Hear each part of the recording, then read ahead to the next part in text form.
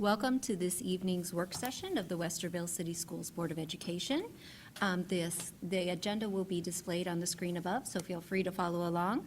There will be one opportunity to address the board this evening. The first agenda being 3.1. This will be a set of public comments that is relative to agenda item 5.1. There is a sign-up sheet located in the back table of the room. The speaker will have 5 minutes to address the board, and a timer will be shown on the screen. And with that, Ms. Marshall, will you please call the roll? Yes. Mr. Bell? Here. Dr. Nestor Baker? Here. Ms. Cotter? Here. Mr. Velarda? Here. Mrs. Davidson? Here. Will you please join us in the Pledge of Allegiance?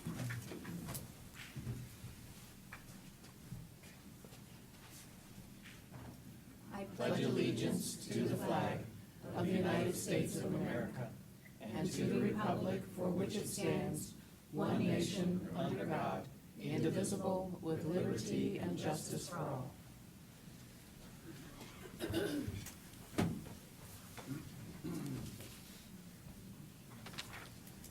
Okay. That would have looked good on camera. There are no public comments. 4.1, may I have a motion to suspend Robert's Rules of Order for item number 5.1? So moved. Second.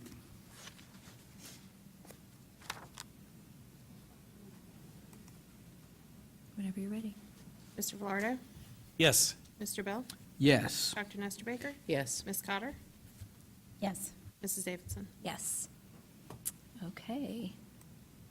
So that brings us to the facility master plan, which we've been talking about for quite a while. Oh, will you help with? Happy to. Yeah, that'd be great. Sorry about that. So first up, I received a phone call from Dr. Kellogg today with a little added information about enrollment. So I'd like to take a couple minutes and let him update the rest of the board on that before we get started. Sure, thank you, Mrs. Davidson. Wanted to bring the board up to speed on enrollment numbers. So as you know, historically, we've contracted with a firm, Cropper, who's provided us enrollment projections. Those enrollment projections also have a plus or minus, Jeff, what is it, 2%? 2.5% variance year to year. And they've been very reliable data for us over the years, and that's where the basis of a lot of our enrollment discussion have been. Through our engagement with Ohio Facilities School Commission and our efforts to build a long-range facilities master plan with OFCC in case we decide to do a project with them, we're required to do an enrollment update that they do on their own. They use a different firm, FutureThink, slightly different means of doing the measurement. And we're not done with those enrollment numbers yet. There were some twists and turns in the high school numbers accounting for kids in the career technical programs that didn't go right. So we haven't finalized that data yet, which is why I haven't shared it. But what we know is that the data for their K through 8 are not going to be impacted by that change. So I want to talk a little bit about that and the slight differences with the Cropper numbers. And we did a third piece, because we like to overdo things. So we have our own database through a analytic tool we use called Forecast 5. And Scott's done some work with them, and they also were able to provide us a set of enrollment projections. So we really have 3 sets. And what caught our eye as we're going through those and finalizing those is that in overall, the FutureThink numbers, particularly for K-5, and the Forecast 5 numbers, particularly for K-5, and Scott, feel free to jump in if you think I'm not getting it clear, have increased enrollment projections that are larger than Cropper. Not significant in the short term, but over time they become significant. So what are those differences? And I can talk a bit about what we think the differences are, but I want to give you numbers. So for elementary schools, the Cropper numbers that we had been using showed our enrollment climbing in FY20 from 6,625 students to 6,700 students in FY27, okay? for FY '20, which is school year 19-20, next school year, thank you, projected at 6,625, and projected to grow by FY '27, school year 26-27, to 6,700. The Future Think numbers that we're working with OFCC project us at FY '20, next school year, at 6,715. So Cropper was about 90 students short. And in FY '27, we actually have further out with Future Think, but comparing to the Cropper numbers, they have us at 7,088, which is a difference by that year of 388 students, spread over multiple buildings, multiple grade levels, right? So big number, but you chunk it out. So I thought that was important to know. As we look at that capacity, those numbers to building capacity, the plans you've been considering, we feel that the solutions that are presented in what you're going to be talking about tonight still align with those projections, right? It didn't magnify big change in direction. At middle school, the Cropper enrollment estimates for next school year stand at 3,516, and in FY '27, project to 3,771. That's an increase of about 236 students. That's what we've been using with middle school for a while. The Future Think enrollment projects next year at 3,550, 34 more than Cropper. And really, the middle school numbers stay pretty even to each other all the way to probably FY '27, where the difference between Cropper and Future Think become 158. So Future Think's projecting FY '27 middle school enrollment to 3,929 versus Cropper at 3,771. And that appears to be working backwards from the elementary enrollment bubble shown in Future Think, and similarly in 5-Site is the impact of that then coming in the middle school. So there are differences in those numbers. Cropper, we redid those numbers 2 years ago, and they've always been reliable for us. We have seen trending lately. Their estimates are falling short of actual consistently, and that's when I start to wonder, when you've consistently the same margin of error, always less than, then I wonder if there's within that database a problem. Not a problem, but a difference. Not sure. Possibility. The impact of all-day kindergarten. When Cropper began their estimates, we were not fully into as much all-day kindergarten as we are now. That may have impacted some of those numbers. There's other ways they do this. Some do live cohort analysis, et cetera, et cetera. It didn't throw us into a real tiz on, oh my gosh, the numbers are really, really different. They're large numbers, but in a big scheme of things, they kind of wash out. But I wanted to know that we're looking at those. And I would say that in talking to our team, the trend lines shown by Future Think and Forecast 5 being as aligned as they are in those grade levels, we think are a good set of numbers to keep an eye on, that you wouldn't fall short. So just want to have a few minutes to explain that to you. If you have questions about it, let me know. When we get it finalized with OFCC, then of course you'll have those numbers. And then we also have the Forecast 5 numbers, which are on our own platform. So thanks for letting me have the time to do that. Any questions, comments about that? No. Okay. Did I get it right, Scott? Yes. Well, as we start tonight, Rick and I, along with Dr. Kellogg, Mr. Hirschheiser, and Ms. Marshall, decided this time we would set a goal. So we hope we can agree to a facilities master plan framework that can be used for cost analysis to be considered at the next planning session, which will hopefully be on April 22nd. So just keep that in the back of your mind. Which we have up there. Look at you go. All right. So the first thing we would like to touch on is we talked about renovations in the past. We talked about renovations at Whittier, Amherst, and Hawthorne, which are some of our oldest elementary schools. And I thought, well, I want to hear your thoughts on that going forward as far as, is that something that is a top priority for the board?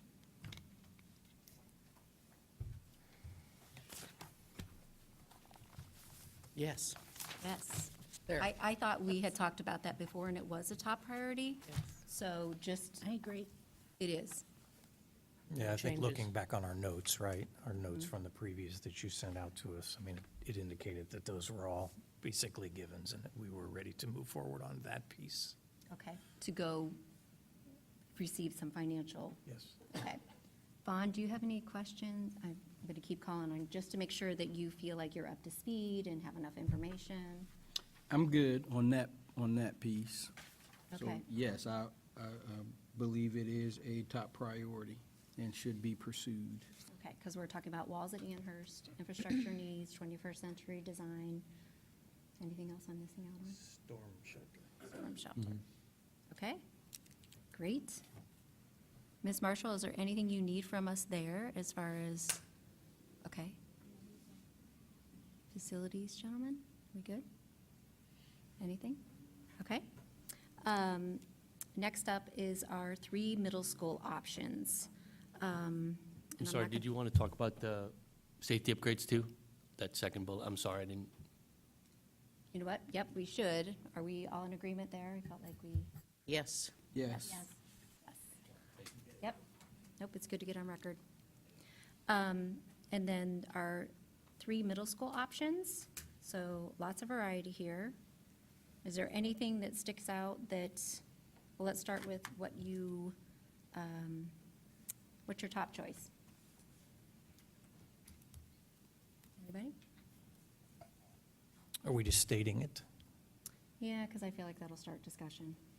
My top choice would be B, build a new middle school, follow the committee's recommendations.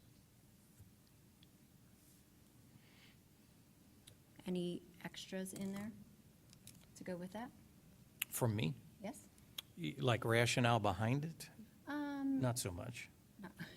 I mean, you don't want to get into that right now, right? Sure. Yep, I think you're right. Sure, You're right. that's We should- right. Yep, we should stick with that first. Okay. Vaughn, thoughts? It would be to add a new middle school, southern end of the district. Would be my top choice. B. Yes. D. Okay. So a 5th middle school?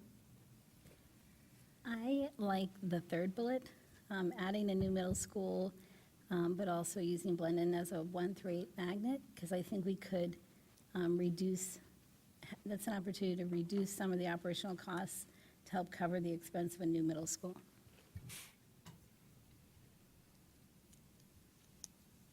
Okay. I marginally like B best. Concerns me because it's more space than we need. But, so at this point in time, I marginally choose B over A with C a far distant third. C is a far distance. Okay. I am.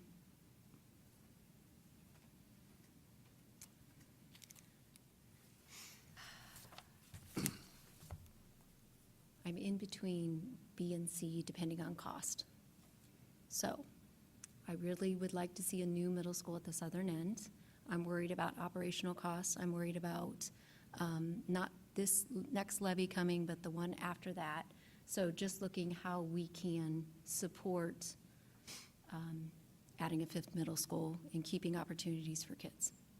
So, which goes back to now, Rick, here's, and I'm not just talking to Rick, I apologize, but my thought is looking at the financial piece from what Nicole gave us a little bit and looking down the line, I'm not sure we can support all of that. Just, we can support just a middle school online without taking some other things offline.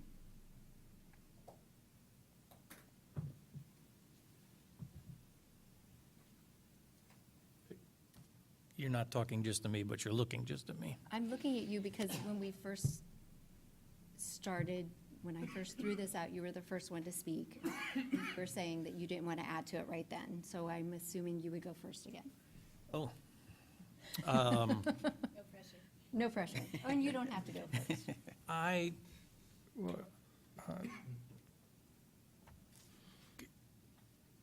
I'm trying to listen to, as we all are, trying to listen to the community's responses of more neighborhood schools, Yes. emphasis, and schools that are smaller. Right now, 3 of our middle schools are significantly outside our desired boundaries of 700 to 800. I would lean more towards 700. 985 Genoa, 925 Heritage, Walnut, 925. Blendon about 7. Those are just the numbers from the presentation previously. I'm sure it's changed, but not probably appreciably.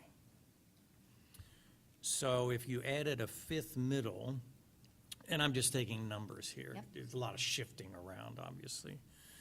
But if you took 222 to make that 600, take each one of those down to the middle 7s, you're at a middle school of about 600 to 700. That's without changing the makeup of Blendon. Now, to your primary concern, the ongoing operational costs, correct? Correct. If what your primary concern is, and Nancy, I think you were leaning that direction, but not a fully bought-in thing yet. If that's your primary concern, if that is a primary concern, could we go to the team and say, in the best-case scenario, we are trying to redesign middle schools to make them much more vibrant and engaging. And we think that smaller and more neighborhood-ish is a piece of that. Could we, out of the gate, say that would be a priority for us, but we need to have some numbers behind that? And I would echo with that, when we asked our facilities committee about their recommendations, they suggested smaller middle schools also. So And a middle school was their priority. it was one of their critical priorities, right? Right. Their top. So that was South Middle School and then safety Safety, were their 3 critical, right. okay? I don't think I would be, the only other piece I'd add is I'd have to see some,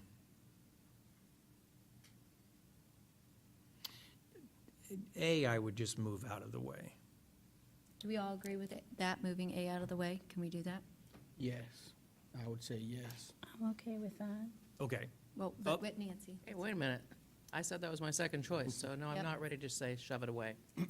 I want to explain why that was my second choice. Okay.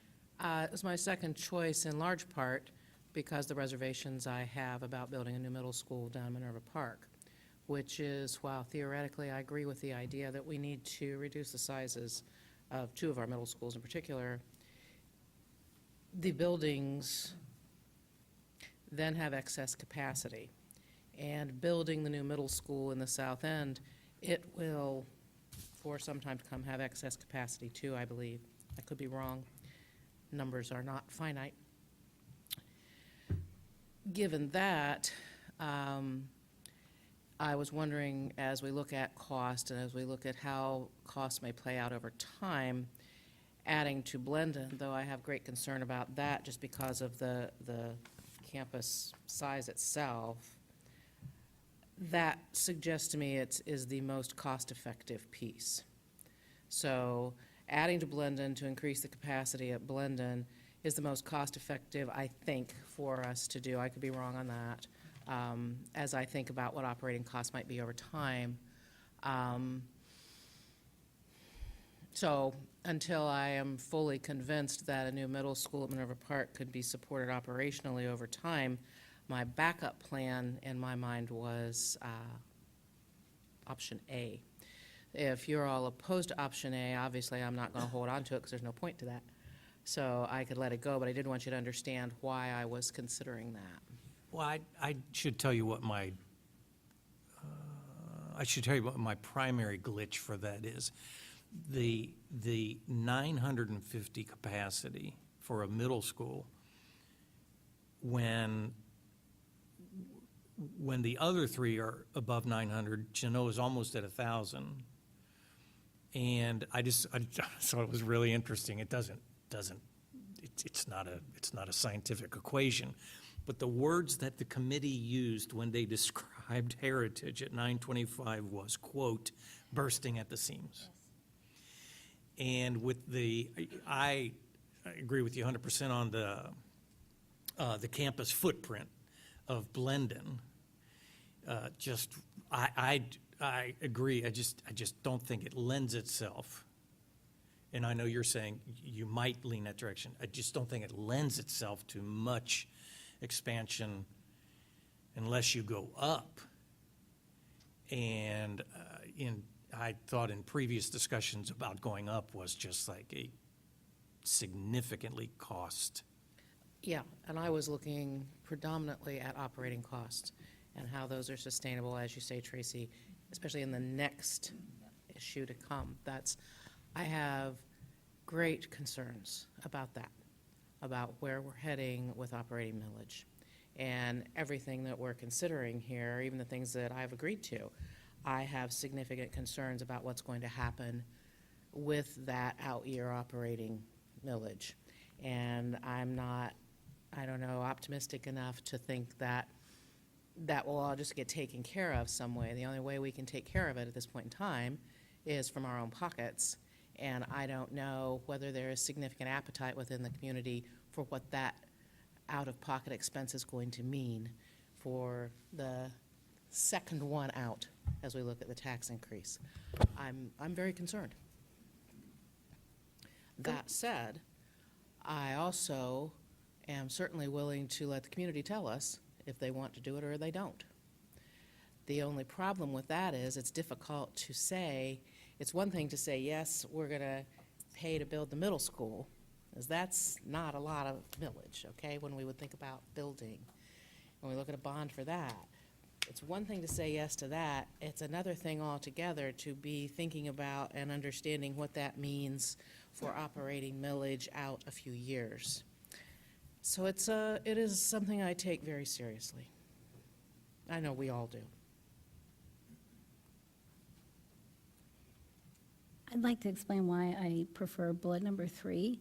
The main reason is the long-term operational costs. Going back to what the Facilities Committee recommended, they wanted to see a new middle school, and I think that they wanted to see one in the south end, so it was more of a neighborhood school. But they also stressed that they did not want to see increases in costs and additional taxes. So we can't really accomplish that without some other type of compromise. If we build another new middle school and just add it on as an additional middle school, that's going to increase the operational cost dramatically. It's probably going to be more capacity than we would need anytime in the short-term future, or even over the long term. So that's why I recommended bullet number 3 with Blendon as a 1-to-8 magnet, because I thought we could capture some operational savings by not using all of the middle schools, if we build a new one, as regular middle schools, and increase in capacity for the middle school level as well as the elementary level. Otherwise, my second choice is the addition at Blendon, but I do think that's a challenge because of the footprint. I do think it would save operational costs as well. So my last choice would be the second bullet, because I just think it's going to be too much capacity, too much operational costs, and too much that the community's probably not going to support. So you're thinking build a new middle school at the southern end that won't have an 800 student capacity in addition to using Blendon as a magnet? No, I mean, it could be a regular-sized middle school, but I thought if we used Blendon as a magnet and reduced some of our other Okay. buildings, we could capture some operational costs there. Just wanted to clarify that.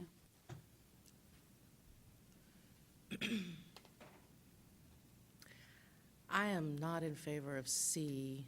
I understand your reasoning, and I agree with much of the reasoning. What I'm not in favor of is turning Blended into a magnet school and displacing the population that is currently there. Because doing that, in a lot of ways, pits one neighborhood school, roughly, against another neighborhood school yet to be created. And that, I think, is a recipe for extraordinary discontent within the community and within the population. And just saying we'll create a magnet school without any ideas about what a magnet school might be, or how I'd want to do that, or how it would not be a problem for consistency, you know. So if you go to the magnet program, is your expectation you continue into the middle school program, in which case it really upsets the apple cart for all those people who move into the community and then have no option to go to the magnet. So I struggle with that a great deal. I am very much not in favor of turning Blended into a magnet.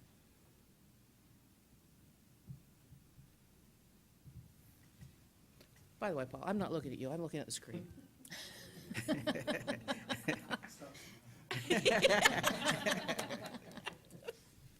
I think those are valid points on concerns about turning it into a magnet, but I think that I would look to the administration to work out those finer details.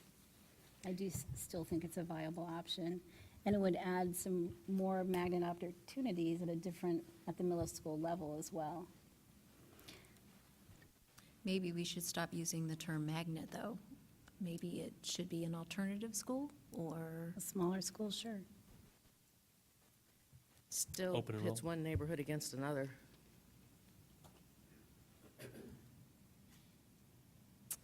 one of the things I'm hopeful for, and I sat down with Scott Reeves a week ago, and he kind of went through the middle school redesign, which I'm super excited about, was he drew a map and kind of showed where all the schools are and the opportunities for our 7,000 kids on the southern end of our district that don't have opportunities and can't get there and can't participate in sports and can't participate in after-school activities, and parents can't get there. And I would say that's probably my biggest drive to get a middle school at the southern end. I want to give that community a home.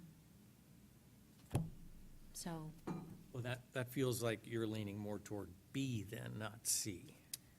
Unless you want to take Blendon offline as a traditional middle school. well, so making Blendon, the thought with C is, so if we didn't have costs for Hanby, right? If we put them in Blendon and then added middle school to it, we save some operational costs. In addition to that, adding a middle school at the southern end. So, makes me a little nervous about what would happen to Hanby, kind of hoping and trusting that our facilities gentlemen would take care of that in a good way, thoughtful way. I trust them. Those two? Yep. So, I mean, my thought is just increasing opportunities for kids. I mean, I keep trying to go back to how can we touch the largest amount of our kids? So decreasing middle school size, adding one to the southern end, more educational opportunities at Blendon. Change is hard. I don't know. That's just where I'm leaning. So after talking with you, I guess I'm kind of at C. Can I offer, Absolutely. so I'm doing some numbers. Mhm. So if we project out, use the enrollment projections for middle school to 27, which is 3987, right? And I just rounded off to 4,000, 4,000 students. Traditionally,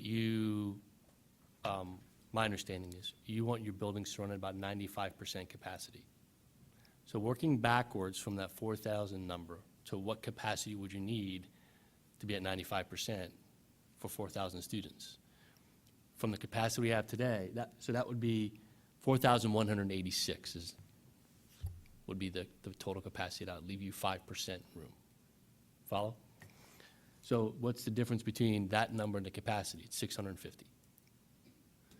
So, which oddly enough, falls right between the two solutions. But I think that's part of the impact of these new enrollment projections from some of this from before, but I thought it might be helpful to know those numbers. And I think in addition to that, we need to think about our increased specialized classrooms, right? Our ESL population. I mean, we have a lot of things brewing in our district. Good, exciting, but we just want to meet those needs.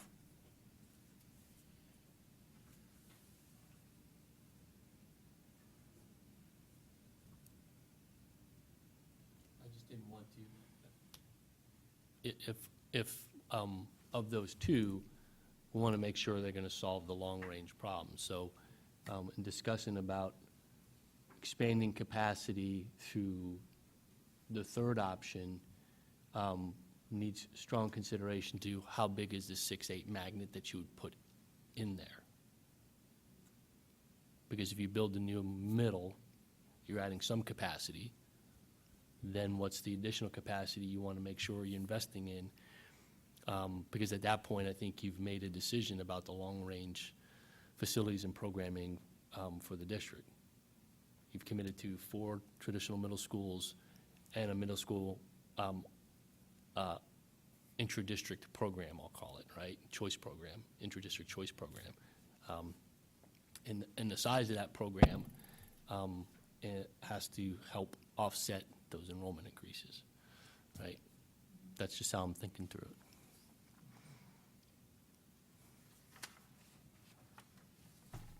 What's the population size that we could handle at Hanby? I can't remember. Can you refresh my memory?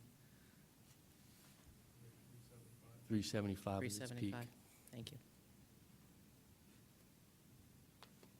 What do we currently have there? 250, yeah. What are the sizes of those classrooms compared to other newer buildings?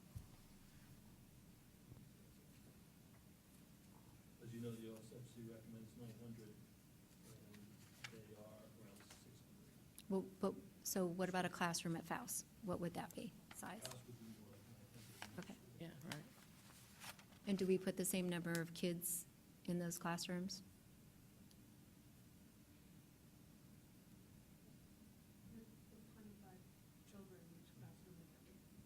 Okay. Okay.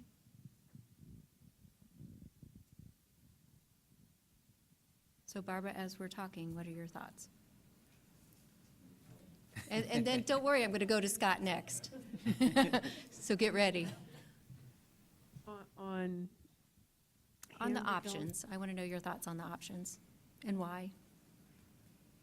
I would love to see a middle school at the south end of the district Okay. because of the number of children that we bus up.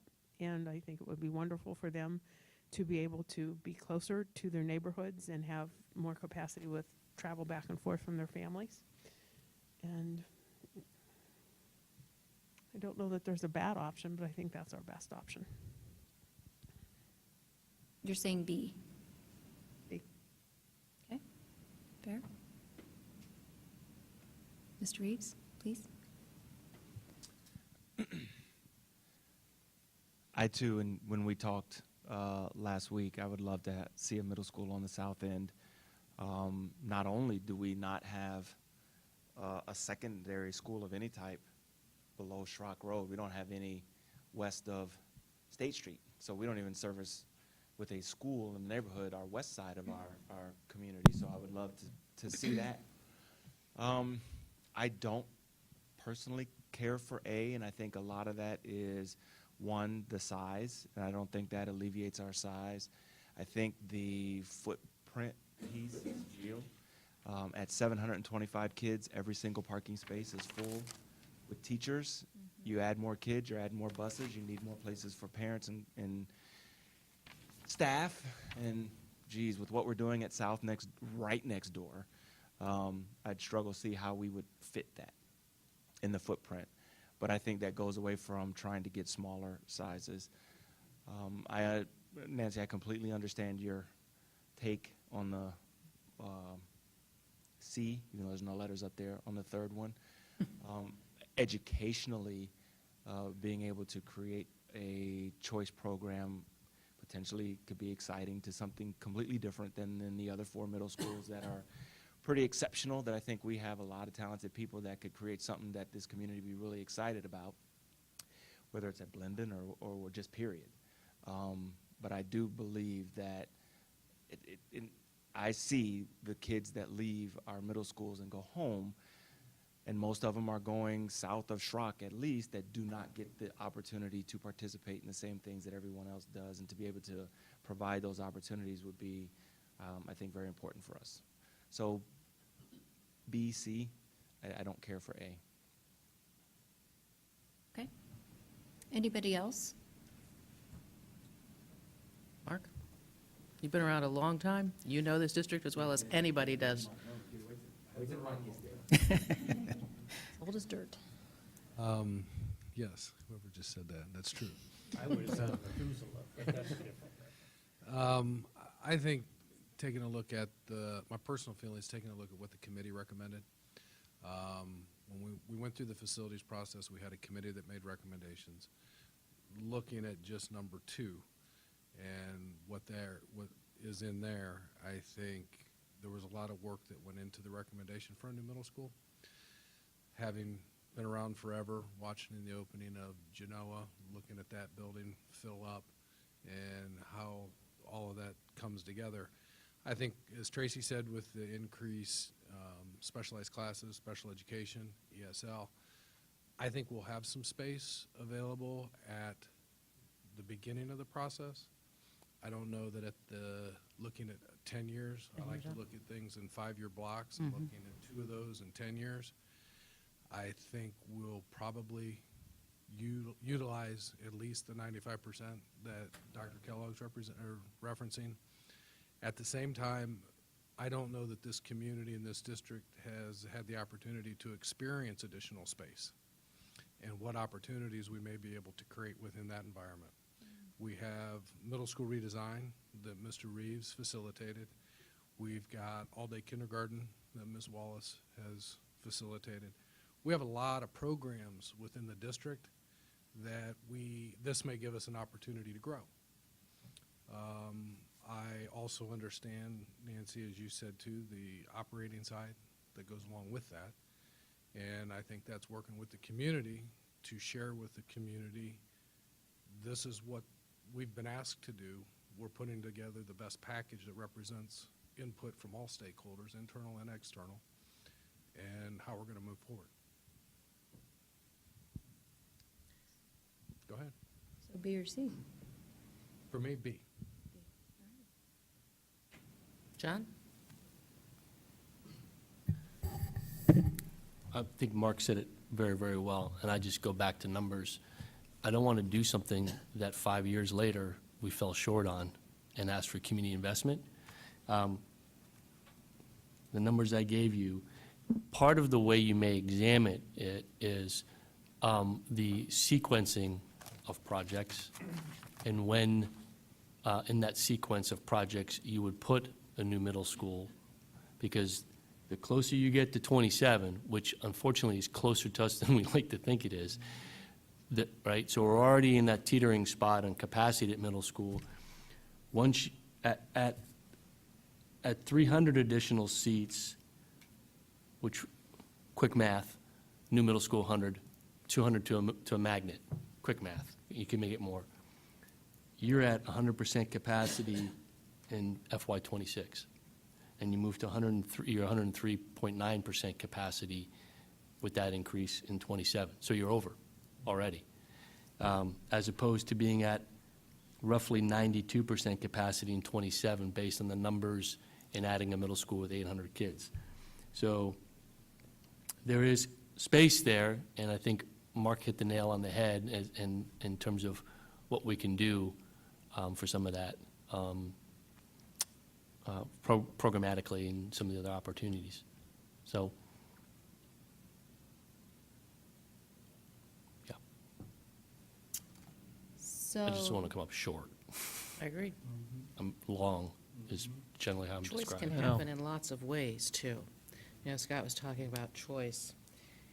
The slight flexibility on space, even though it's something that I've been weighing a great deal, that gives us a whole lot more options when we think about any sort of choice we might want to create, whether that's within the concept of middle school redesign as we're looking at it now, or as we might look at creating additional specialized programming.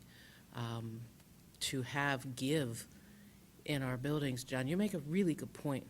Was it John? It might have been Mark. It One of probably you wa- two guys who said this. Somebody made a really good point about, No. we haven't had that. No, we can't give them credit. No. It was Paul. It had to be Paul. We haven't had that ability here. Yeah. It's always been, you know, things have been full, the classrooms have been full, we've always been focused on how do we get enough space, where's another broom closet, we've always been doing that. And to see the district built out, and we've been talking about building out the district for a very long time, but to see the district build out and to know that there is some give there as we look at growth in special populations and as we look at shifts in delivery would be an ideal we've never been able to have here.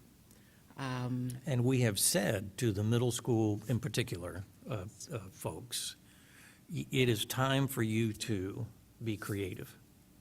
It is time for you to dream of making it a destination grade point, 6, 7, and 8. And I know it doesn't need to be said, but I'm going to say it anyway. All of us are concerned about operational costs. Oh, absolutely. That's an unstated but stated issue. We are all concerned about that. T-shirts. And that being said, if what our goal is to go back to April 22, to come back April 22, and to say, here is what we have chosen, we need some pretty hard numbers attached to this. On April 22, I would stand up and say, that's not sustainable, if that's the way it came out. I'm not going to pull the trigger.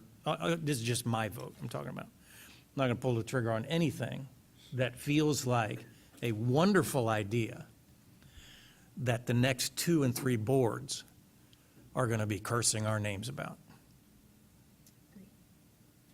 So what I'm hearing is we've got 1, 2, 3.5-ish that like bullet point 2, a new middle school at Minerva Park. So are we comfortable sending this information to Nicole and saying, bring us back hard numbers that will not only impact operational costs, but a bond and not just the next levy, but the next levy, 2 levies down the road? So somehow 10 years? I'm comfortable with that. It's not my option, but you can go ahead and send it, sure. That would be my request. That would be my request as well. What about yours, President Davidson? I told you, I was kind of in between both.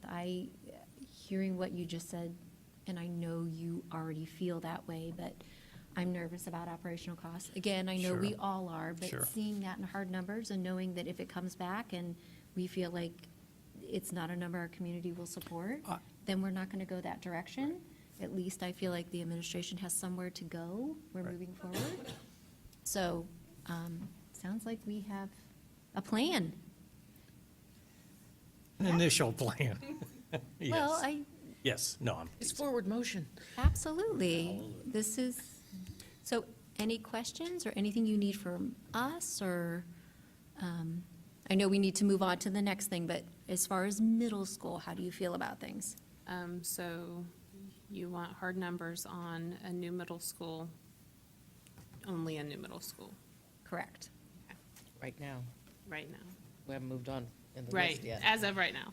But, and you want to know not only if we were to do that, what we would, like millage amounts, I'm assuming what that would look like Correct. in this ask and then the following ask, because we all know that there's peaks and valleys in school funding. Correct. So I would just like to preface that by saying that the next ask is a very long time down the road. So I mean, you know, getting a solid number for 10 years from now or 5 years from now is Right. something to keep in mind. And also take into account the renovations at Whittier, Amherst, and Hawthorne, and then the safety components too, as we keep moving down the line though. Yes. Okay. One last thought on that one, because on the capacity side, we've always said 800, and scale that down 100 to 700. Yeah. It's probably not a significant difference in a lot of the costs, but it scales back, it does scale back some of the costs. It aligns your enrollment capacity a little bit better, and I think satisfies the long term. It'd probably mean that that school would function slightly smaller than some of the other middle schools. Then some of the what? Than some of the other middle schools. It'd probably mean if that one's limit was Similar to 700, as opposed to 800, some of the other middle schools are gonna have a little bit more. It's not gonna divide, right? So Yeah. it's just a 100-student difference, but there's a minor tweak, and it does align capacity. Is that a big savings in the cost for building a facility, though? I mean, is that really going to be a big savings to reduce it by 100? And then the operating Building, but side, the operating side, I don't know, because we Reach. haven't projected it, but it's probably just as easy, if we're doing math for 800, it's probably not hard to do math for 700 if you just want to. I would ask, this is just me, I would ask that we do that. I even crossed out the 800 and put 700 in for some reason. I'm not sure why. I'm looking at the numbers that you gave in the presentation. 700 for Blendon, FY '17 capacity. 700 for Blendon, 985, so almost 200 more than 200 more. Heritage, another, 925, Walnut Springs, 925. If you reduced those to 700, then you have your new middle school, If I could interject. only if you're going to agree with me. Yes. I'm going to agree with you in the sense, when we do get to the 4,000 number that Dr. Kellogg referenced, that's an average of 800 students per 5 middle schools. Right. It's already back up to, okay. So- I'm You with can't you. spread as even, it can't spread as even. Right now, we're at, I'm with you. if we had 5 middle schools, they would all have more than 700 kids in them. I'm with you. Okay, then Good to know. I would probably back off that request then. I would go with the It 800. reduces your flexibility if you lower it by Yes. 100 when you look at the five-year Yes. alignment. Yes, I would back off that request. And I think I'm just zeroing in on, we want smaller schools, we want neighborhood schools.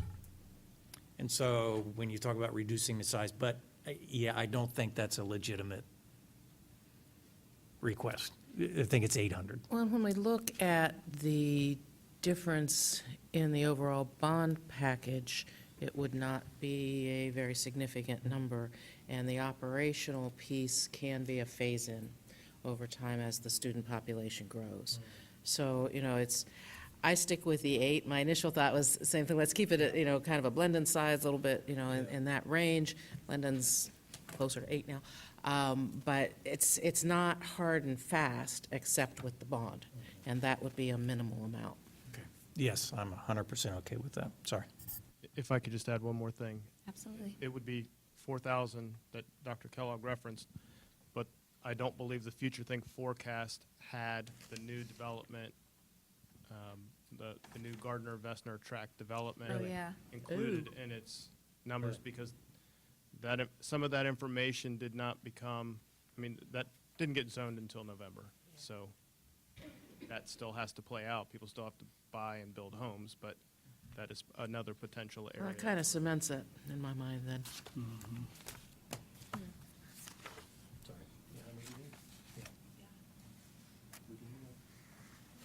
Okay. So next thing we get to talk about are elementary solutions. And so we have 2 options there. A new elementary school in Minerva Park, and to renovate and expand Longfellow to a 500-student elementary magnet program, which we can't do 500. It needs to either be 450 or 600, right? So I apologize, I think I am the one that asked for that, and the numbers are off. Thoughts on this? I will look on this side because Yeah, I'm Rick's not- shooting I'm me not going first. daggers. Holy moly, felt like it was burning through I me. would never shoot you. I'm letting that side go first. Anybody? Say what your option is? No, you can go first, Nancy, go ahead. The elementary school in Minerva Park, once again, goes back to the neighborhood school concept. It also brings up the exact same issues that I was concerned about with middle school. But I am more concerned about having an elementary school in the south end than I am about having a middle school in the south end, and I am concerned about the middle school piece. To me, the neighborhood school concept is extraordinarily important in those elementary years and the elementary buildings. Parents may choose to go elsewhere, but for districting purposes and so forth, it's important to have that anchor, that institution, that home in as close to a neighborhood as it's possible to get. And we have Hawthorne, and Hawthorne, my gosh, Hawthorne is so large, and it makes it so difficult as we think about where the numbers are going to go, where the kids are going to go, as we look at what's going to happen with build-outs, and we look at where kids are expected to attend, and we look at all of these different things. Hawthorne can't bear that burden anymore. And so we've got to pull kids either out of there and bring them up to Longfellow, or we've got to build a new elementary school. With the Longfellow piece, I also think that it's a bit iffy thinking that we would have sufficient numbers of children pulled from the area that we especially need to serve that would reduce the burden on Hawthorne and the burden on the south end sufficiently by bringing those kids up to Longfellow. I think that's too iffy. In other words, we'd have to say, okay, we have to have X number of kids who come from this attendance area, and that kind of takes away from the whole magnet idea and the choice approach. So I go at this point for A.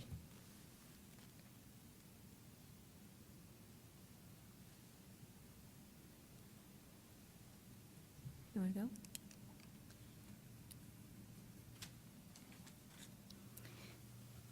I guess I'm wondering which one would be the greatest operational cost addition. It seems like A would be the greatest operational cost addition. And so, as I said, I'm really concerned about operational costs going forward, so I would pick the second one. I don't know about that, though. There's a split principal, right? 4 teachers and a secretary. So I'm not sure about that. What's the thinking? I'd be interested to hear what the operational cost comparison is between the two. Administrators, what's the thinking on operational costs on that? So I have that. So in looking at Longfellow as a 500 student magnet, assuming, make sure I have this right, 6 Oh, as a magnet. kindergarten classes, and then 3 of each grade level, 1 through 5. We have an estimated annual operating cost of a little over $2 million. And for the new elementary, assuming I have 550 enrollment, it was about 3.2 million estimated, a little over. So really $1 million difference, right? Yeah.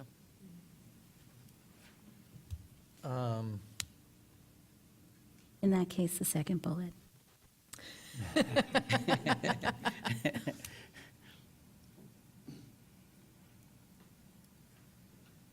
There's also a possibility if you absorbed Longfellow to use some of those resources to offset the costs, which would mean then using Longfellow in a different way. right?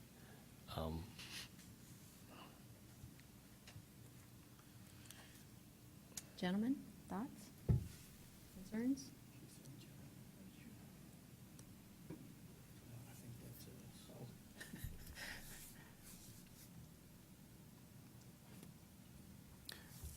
Of the two options, I would prefer the first option of a new elementary in the southern end of the district. The thing that gives me great pause is the additional expense of a new middle school and a new elementary school. We start getting to the point where I'm scared of how much that's going to cost the average homeowner in the district. So I think we start getting to a point to where it becomes too expensive. Love it, would be great to have, but I'm scared of what that looks like in terms of cost and being able to maintain that going forward.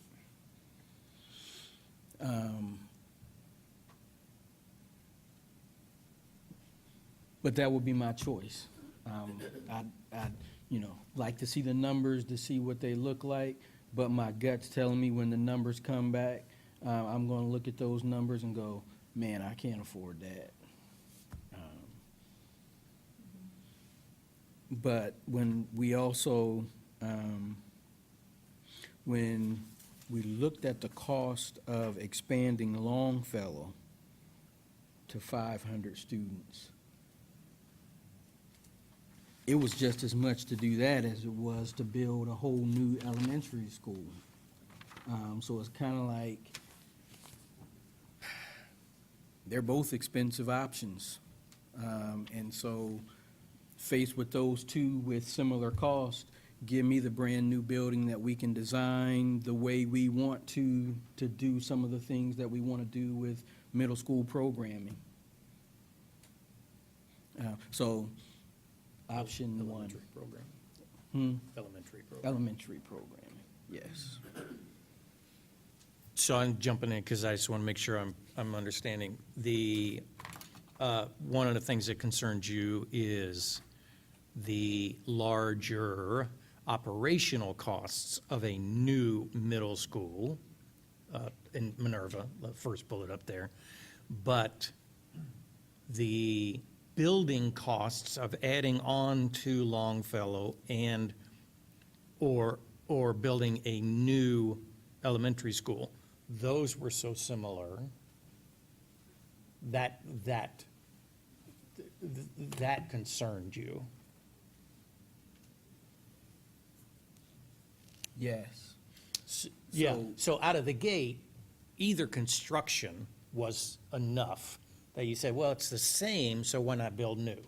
Yes. Okay, but the thing that concerns you kind of long-term is that operational, Yes. for a new school, For, well, adding a school, adding a school. new elementary in Minerva. Yes, when you Okay. also look at, Okay. we said we want to put a new middle school there too. Right, right, So it's like piling on top of that, right. now we're really getting expensive. Right, and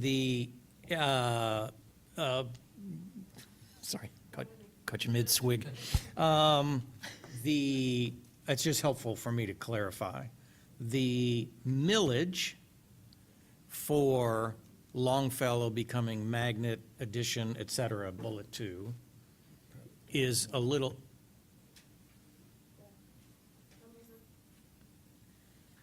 the cost, the long-term cost for that would be less than the long-term cost for a new middle school, new elementary New school, elementary, right? yeah. But I think But there's you're a, also not adding the same amount of capacity Yeah. for your elementary grades. Correct. So- I'm thinking through Dr. Bell's concerns, and I'm just thinking out loud, because if you cornered me on these two, I don't know. So, I don't know. I don't know which one I'd go with. so I think the capacity difference that Nicole's mentioning is important to highlight. The assumptions in the Longfellows of 500 magnet is that the current students there are part of that 500. And what's the current student enrollment then about? 80. 80, Right, okay, full class, so right? 500, they're a part of so that. Okay. 420. Yes, go. So we were trying to back from that number to how to get to 500. And then, and Tracy's point about the size of that school for the strands makes sense. Yes. So here's the math. About 80 of those kids back out, they're already there. So we had, that left us 420 420, seats. right? So we said, okay, two of classrooms of additional all-day kindergarten. So you see the ADK plus 2, Uh-huh. which is 50 kids. And actually, in a renovation, the current classroom sizes there, we're only doing all-day kindergarten at 20. If you do a renovation, Oh, that's right. right? Yep. Yep. So the total capacity, we really need to get some definition about the total capacity of the program and work from there, because the short story is, there's a difference in operating costs here, but I think there's a difference in total capacity for the district and its impact on overall enrollment. Mike, right?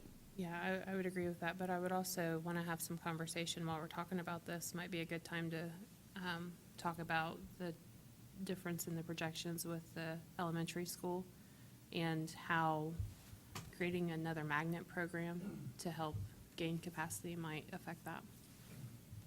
Well, right now we have 6,600 elementary school kids at the beginning in our October count this year. If the future think numbers are what we're going to go by here, we're going to grow 500 students by 26. So when you look at the way that magnet tends to draw from, they tend to draw from some very specific schools. And the question would be, if you were to add several more strands of magnet program, my first question would be, would they all fill? And second would be, would they actually relieve pressure and open up space in those buildings? And I think those are two questions that should probably be answered to consider that, at least in your mind, to consider between the two options. Can we answer the second question without doing it? Can you really answer that second question? I can only give you our most recent data, which for first grade applications would imply that that would not happen. However, we've had historically higher numbers. Right. And so it's a question of, what's the program going to be like? What's the Right. marketing? What actually are the strands going to be? And so those are educational questions, and I'm the numbers guy. Yeah, and I guess, yeah, and I appreciate that. I think that's the background of my question. If a part of this is to expand opportunities for kids, and we determine that a magnet option at the elementary level could expand opportunities for students, then a part of that would be, would it be one of our strands that we've had before? Would it be the introduction of a new one? Would it be an expansion of an existing one? Something like that. And that's where my question was. Can we answer that question? That you said from certain schools are where we traditionally get students who apply to magnets. And if we don't know what we're going to offer completely, can you answer the question, well, yes, they will come from those schools? I don't know how we would do that. Did any of that make sense? I think unless you limited, like who could apply, how many slots a school, like maybe you give more slots to a school that has a high enrollment versus a school that doesn't. Gotcha. So So an open selective enrollment, open to all middle schools. Elementary. Please tell me we're done with middle schools. I just, my brain is, So I do have the total, the magnet totals by school. I mean, if you want me to rattle that off to just get an idea of how many kids we have from each school currently.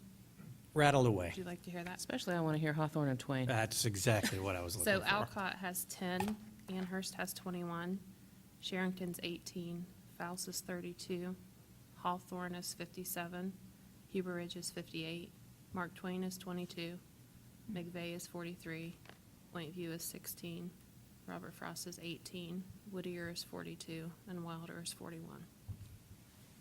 So it's very spread out. So when you look at across multiple grade levels, it's a total of 378 students. As we think about, and it isn't exact at this point in time, but when we think about early years in the magnet program, when there was a higher demand than there is now before changes happened. Any thoughts, and Barbara, this may be something that you have in your mind, any thoughts on what our traditional highs were as regards the numbers? So in other words, as I think about the magnet program before it was reduced, and I think about the lottery, and I think about who all applied, and I think about the numbers of kids that applied, that helps me as I think toward the future about assuming we have a similarly popular program, about how many kids might apply in a heyday kind of situation. What was it like when we were fully operating the magnet program as it once was with applications? Do you know? I know that every magnet filled every year. The waiting list was always longest at our math and science. Yeah. The world cultures filled in later. And I think world cultures, if I remember correctly, was even lower than the art strand when we had the Hamby backwards. Yeah, that's my Backwards? thinking. It was Oh, really? backwards because Was we it? I filled thought in, arts was- because the arts had a lot more females that applied, Ah. and so they had the males, they kind of. Yeah. Is that what you remember too, Scott? Yeah. Yeah. So, All that does is helps me understand whether it's likely that we would fill that program. And as I think about the information that Nicole just read, and I think about what that means as regards percentages of student population from each school, thinking about are those areas that are going to be most heavily impacted by new builds and are most heavily impacted now, how likely is that population to want to come into town? Past data help me do that. Well, when those schools were so unique, when they only had one strand of each going up, Central College and Longfellow, that what was the draw? Was it the math and science? Was it the small building? We really can only look back and guess as to what made that the most popular. and any thoughts on that, Dorn?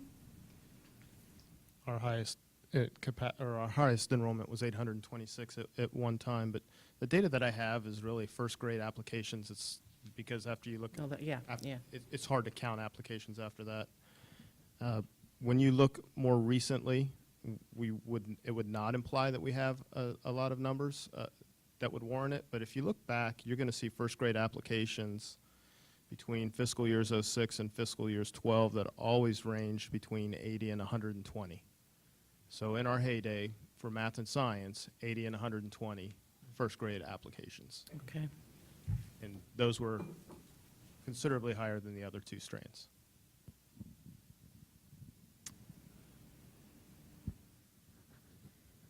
If Longfellow were a 500-student elementary magnet program, I must have a glitch in my brain tonight. Does that also suggest that Emerson remains as it is and Hanby remains as it is, which would expand our magnet program massively? Does that mean we wouldn't build a new elementary school in the Minerva Park? Is that your thought there, or just? No, I'm Just wrestling with the The numbers on magnet magnet. program. Okay. So as we think about Longfellow and expansion, if Longfellow were to be a magnet with 500 seats, we've got 250 at Hamby, we got a couple hundred at Emerson, we have a very large magnet program at that point in time. Well, we don't have 200 at Emerson because we have gifted there, but you see what I'm saying? It's a lot of numbers to make sure we are cognizant of what it would mean for the magnet program. So would we have all-day K there then, if it was a magnet program? Right.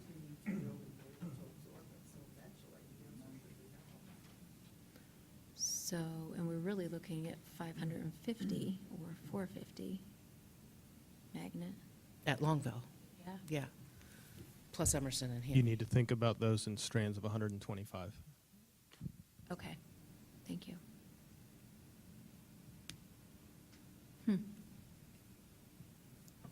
So Rick, a choice? No. I don't either, really. No.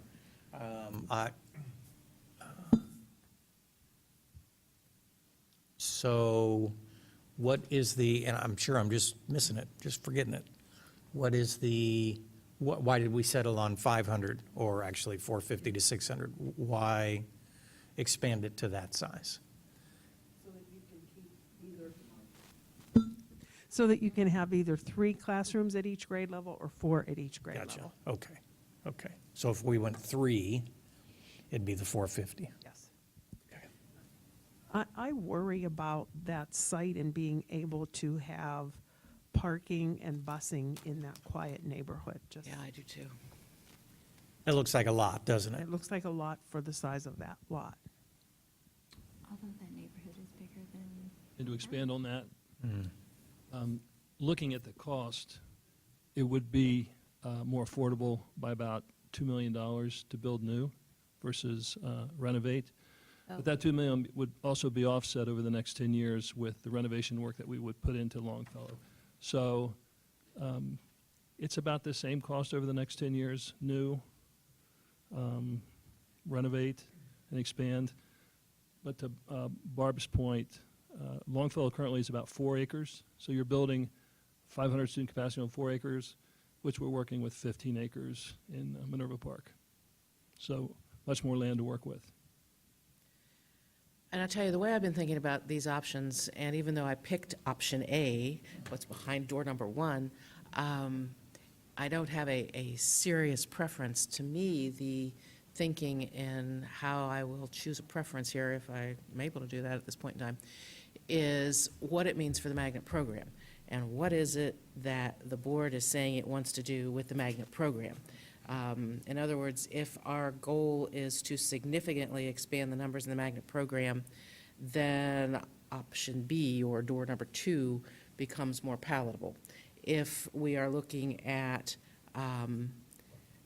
whether we beef up some numbers at Hanby or in some way reconfigure some of the current offerings that we're doing with the magnet, then option A becomes more palatable. So to me, this hinges around what is it the board is intending to do as regards the elementary magnet program. So, doing some numbers, based on Scott's, you said from FY '06 to FY '12, the first grade enrollment lottery numbers, application numbers, fluctuated between 80 and 120. Sure. So between FY '06 and FY '12, you said the number of lottery applicants for first grade fluctuated between 80 and 120, which seemed to be at a peak time period, right? And you do the math, that's somewhere between 400 and 600 total, right? Five grade levels, assuming that, so if there was 100 applications accepted, you have 500 kids in the magnet program total. Right. Those are just math numbers. I'm sorry? Those are just Math, okay, all right, then I misunderstood. You still have available to you for magnet expansion, the option of using classroom space at Hanby, assuming Hanby stays as is, as additional space to grow your magnet program from the roughly 375 it is today. Add a strand, you're at 500. So that option still exists in terms of, it goes back to the question, how big do you want the program to be? So, Nance, I think I'm stewing around with some things that you've brought up. This is not as clear for me, but I'm trying to clarify. What do we want? Well, what do I want? Nobody cares what I want. What are we focused on? Trying to increase opportunities for the students. We like that. Trying to be obviously very fiscally responsible as we can. And I'm going back to the attention paid to the southern end of the district again, or lack of. Smaller and neighborhoodish, again. And I believe Dr. LaRose said that over the 10-year period, the cost equals out. In addition to that, you'd have 100 more seats. You would have 100 more seats with a new school. Right, right. So it does kind of equal out cost-wise, but you're gaining capacity. And land. And that's not something to be passed over, is it? 4 acres to 15 acres or whatever, right? Yeah, that's okay. So I would have to say that I'm leaning more toward the new elementary in Minerva Park then, comma, I really want to make sure, this is clearly Rick speaking now, I am very interested in increasing the capacity and strength behind our magnet system. We allowed it to, we didn't. It was allowed to somewhat be lessened, and I think it's a valuable option for our elementary families. So I just threw that out there because if I'm not going with the second one, okay, so he's not that passionate about expanding opportunities in magnet. That's an important point. Very passionate about that. But if it's size and opportunities and classroom space and southern end of the district and all of that, I would say option A is the one I would like firm numbers on before I decide for it.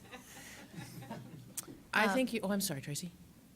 Nope, go ahead, because I was going to. I was just going to say, I am very much where you are, Rick. Saying that I would choose option A, door number 1, does not in any way suggest that I don't want to strengthen the magnet program. I also think that as we look at strengthening the magnet program, to go back to what Barbara was saying, we need to be looking at what about the magnet program in its heyday and actually in its inception drew people so strongly to it and made such strong devotees of it. There were a lot of things besides just the program that did that. And we need to return to the discussion of the magnets and how the magnets operate and what they look like and what we do with the facilities we have within the concepts that made it so popular. So that's kind of what my thinking is. I'm seeing the magnet program as something that I haven't heard any of us say we want to back away from at all. If anything, we want to strengthen it. That may not necessarily be part of the expanded elementary population component, which to me, setting aside the idea that I'm not sure if I can afford it, this to me suggests option A.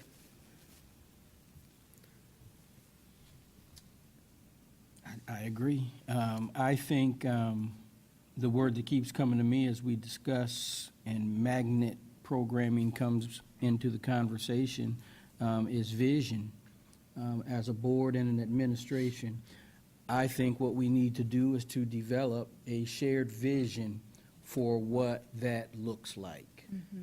And then, once we have a vision for a clear mental image of our preferable destination or future as to what that looks like, that then will begin to answer some of the unknown questions that we have right now. That will help us then prioritize where that fits into the overall program. Okay. Dr. Hershiser has something he wants to say. You have 1 minute. I didn't want to get away from the magnet piece in that conversation, but I think when we take a look at the operational costs, which I think underlies a lot of what is being said, I think the group here will tell you that that's one of the operational costs in the millage is something that I'm pretty hard about when we're having conversations about anything as we look to moving forward. But I think it's important to also understand, as part of the last comment that I made in terms of the available space, a lot of the operational costs that we're looking at needing are going to be here whether we want them or not. A lot of the operational costs are coming whether we expand magnet program, build a new elementary school, add on to another elementary school. These costs are here when you look at the projections. Talk to Mr. Dorn, who has gone out recently and looked at buildings where we have some of our specialized classes with more than 1 or 2 classes in the same small space. So we already have needs that, because of our lack of space, have hampered and hindered the opportunities we've been able to provide. The board and your desire to look at programming and to do things, a lot of the discussions we're having here because your hands have been tied because we don't have the space to do it. So yes, there's going to be additional operational costs. Nicole and I have had some conversations about that. If the board does nothing, there's going to be additional operational costs. So I just think that's something we need to think about moving forward. Okay. My choice would be a new elementary school, too, in Minerva Park because of costs. I do have lots of comments about magnet schools, but I'm going to save them for down here. But I've been writing them down. So Nicole, I think I heard from all 5 of us that we're interested in costs for a new elementary school in Minerva Park. If you could please. Jerry went, she was first. That's okay. No, you said it was a cost savings. No, it's the less costly one for operational. Going down the line, so you wanted number 2. Yes. Okay. If we did a little more homework on Longfellow expansion, I'm a little, and then Nicole, feel free to chime in and tell me I'm off, but I'm a little uncomfortable with the comparables between the two because of some of the questions of, are we going to move Longfellow out, the all-day kindergarten out, and just make it a magnet? Is it going to be, if it's 125 kids per strand, how many strands? So is it? Yeah, let me talk about that for a minute. So the assumption that I made in calculating the operating costs for expanding Longfellow as a magnet assumed that we would expand all-day kindergarten, so we currently have 80, and that we would add 2 more classrooms, which is 20 in each classroom, and that we would have 3 grades, 3 classes at each grade level and 1 through 5.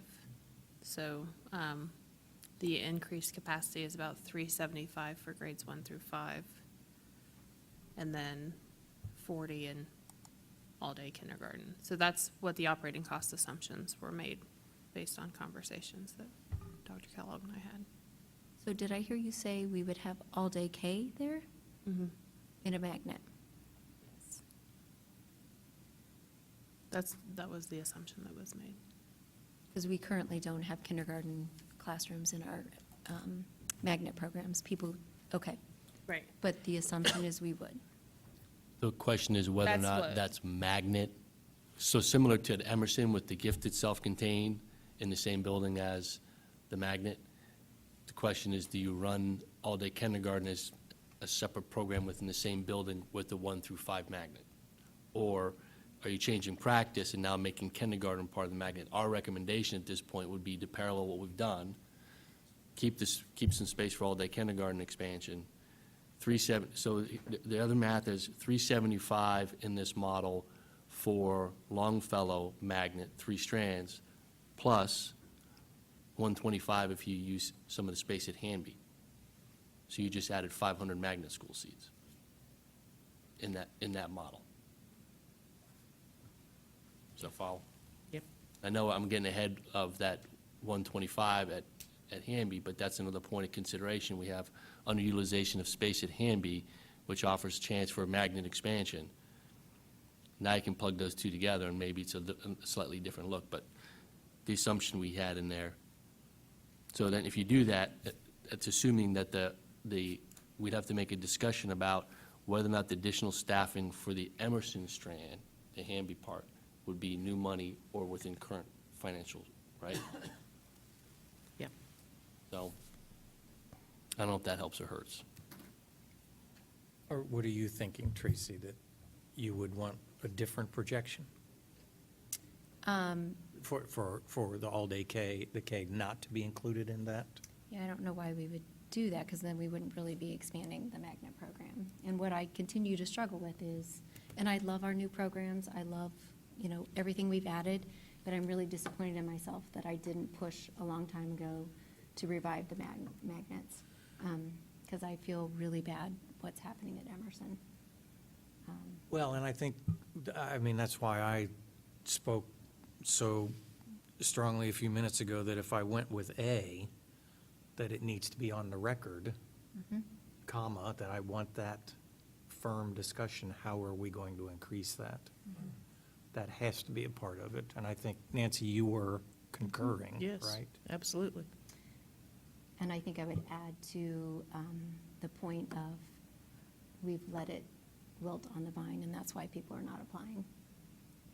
And I would say, as a parent, I would not put my kid in a program. I would probably think twice when there's just one classroom, or one grade, or one class throughout each year. So I think that's hard. The additional space at Hanby provides flexibility. I'm not saying the magnet expansion's at Hanby. I'm saying there's classroom space at Hanby. So if you stay in Hanby, there's space there. One of the other ideas we've talked about is you have 6 classrooms of gifted at Emerson today, which could be relocated to Hanby, and that opens up space for another strand at Emerson, right? So I would like to see a timeline of that. If we could work that in the plan of maybe adding a new yeah. teacher, if we could do that, that would be So great.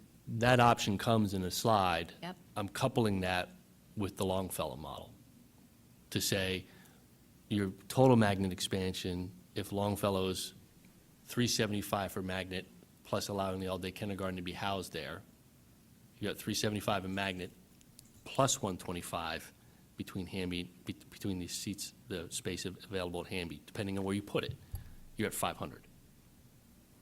You just increased your magnet enrollment by 500. I want to mention too, like as far as calculating the operating costs for including all-day K versus having 500 1 through 5, just 1 through 5 grades, is not going to be different. It actually may be cheaper because your Tuition? your class size at kindergarten is 20 to 1 versus 25 to 1. So you'd have one less teacher if you did that. We can't I afford do want us to be careful, though, going back to what Vaughn was saying, I want us to be careful that we go about the restoration and restructuring of the magnet program within a vision of what it is. And, as we've looked at decline in applications, there are a lot of reasons that happens, and it's not the first time in the history of the magnet program that that's happened. So we need to look at kind of the whole thing, and I don't want us to lose sight of the need for visioning around the magnets as we think about these particular numbers. While it's a component of it, my thinking is more driven on necessary seats at this point, and then the idea of identifying the magnet approach at another point. I don't know if that's clear.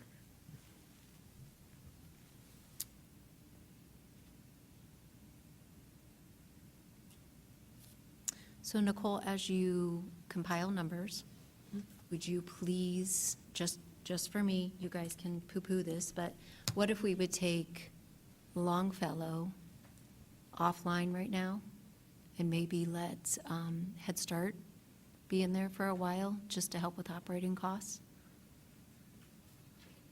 Like an offset of some? Where do we put those ADKs? I would like to see that also. I do think that, it's great to get estimates on operating costs for new middle school, new elementary school, but I think ultimately, we're going to have to make some difficult decisions. I don't think we can just keep adding new buildings without some type of cost savings and maybe some more difficult decisions, as much as I would like to expand the magnet program and continue expanding all-day K. I do think we're going to have to look at these costs long-term. Nancy, I was thinking if we needed to, we could put them at Hamby, since we have space. So there's space at We Hamby. don't lose those And classrooms, then, that's, so that would just be Okay. an even shift, but then we would be able to rent out the building or something. Does that make sense? Say that again. So I'm thinking of the 4 all-day kindergarten classrooms at Longfellow. So if we, right now, Head Start uses Central College, but the building is not in good shape. So if maybe we offered the building to offer Longfellow to Central, or to Head Start, then we could take our all-day K kids and move them into Hamby, since we have space. And there's smaller classrooms at both buildings, so that might work. So it might be some cost savings for us as far as, well, because we seem to keep building. I'm just wondering if there's a way we can save. If we could just look at that. Yeah, I don't have a problem with that. Barb, is there, what's your visceral response to that possibility? I'm guessing this is temporary as long as we need those spaces. I'm thinking as we build new elementary schools, just to kind of save, yeah. I just don't want to see the classrooms closed, the all-day K classrooms closed. And we could house them at Hamby. I don't think it would be ideal, simply because the playground is so small and they're working with such a small confined space, but we could still have the all-day K. But they would have a gymnasium for They would. winter. They would have models, piers. Just want to define the cost savings or cost avoidance if we were to move Head Start. You're moving the kindergarten classes, so that's not a cost savings in terms of the operational cost of those. Where your cost savings would come into play, and that principal is attached to another building as well. So you're looking at some support staff and some utilities. And so that would be your cost savings by doing that. So really, the only cost savings would be not offering those 4 classes. Not what? so what you're looking at is not so much cost savings as income production, and you're looking Yep. at the rent. Yep. Which is not going to get us anything. No, it won't get us very far. Well, I think still something to look at. I mean, I think all of us up here are, expanding options and south side of the district and all that, and we're all got our third eye on the operational and the cost. I mean, we all have that. And so if that is an option that you want to explore, I wouldn't poo-poo that. Isn't that the phrase you used, poo-pooing it? Yeah, sorry about that. All right. Okay, well, should we move on to the next one? Well, I want to make sure we're clear what we asked Nicole to gather together. Nicole, would you tell us what we said to you? So hard costs for a new middle school in Minerva Park and a new elementary school in Minerva Park. And also taking Hamby off, or not Hamby, sorry, Longfellow offline, moving all-day kindergarten to Hamby. and renting it out to Head Start. Is Did I that miss right? anything? Yes, Trace?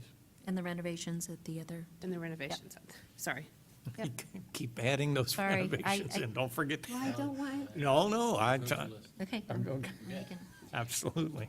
Okay. So next is consider the scope of work at Emerson Magnet. So to renovate and expand, improve functionality. This does not add student enrollment.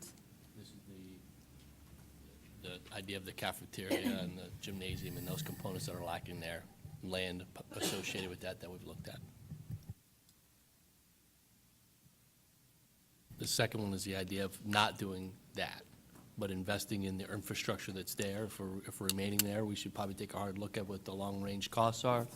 And maybe there's a little bit more inside of just the facilities assessment component. There may be some other pieces we want to invest in as part of the historical nature of that, or other ways to improve functionality without adding square footage, and doing that as part of a package of an ask to the community. The last one is just simply saying, take care of its infrastructure needs using your current dollars in the capital improvement plan. So the difference between 2 and 3 is where the money would come from, and 2 probably allows you a little, if you might want to consider a little more than just the infrastructure stuff. 2 might be a little bit more. Yeah, Thank you. depending on, again, scope of work, but, yeah. Thoughts, comments on this?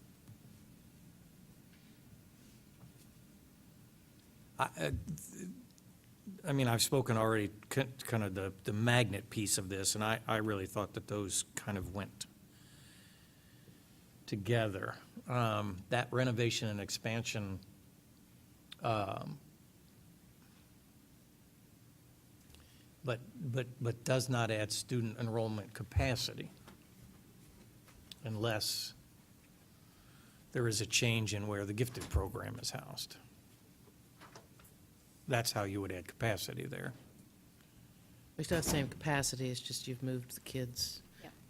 brought in one group of kids and moved another group out. That's why I said adds capacity there to With the the magnet. magnet program Yeah. there. But it's the same number. Mhm.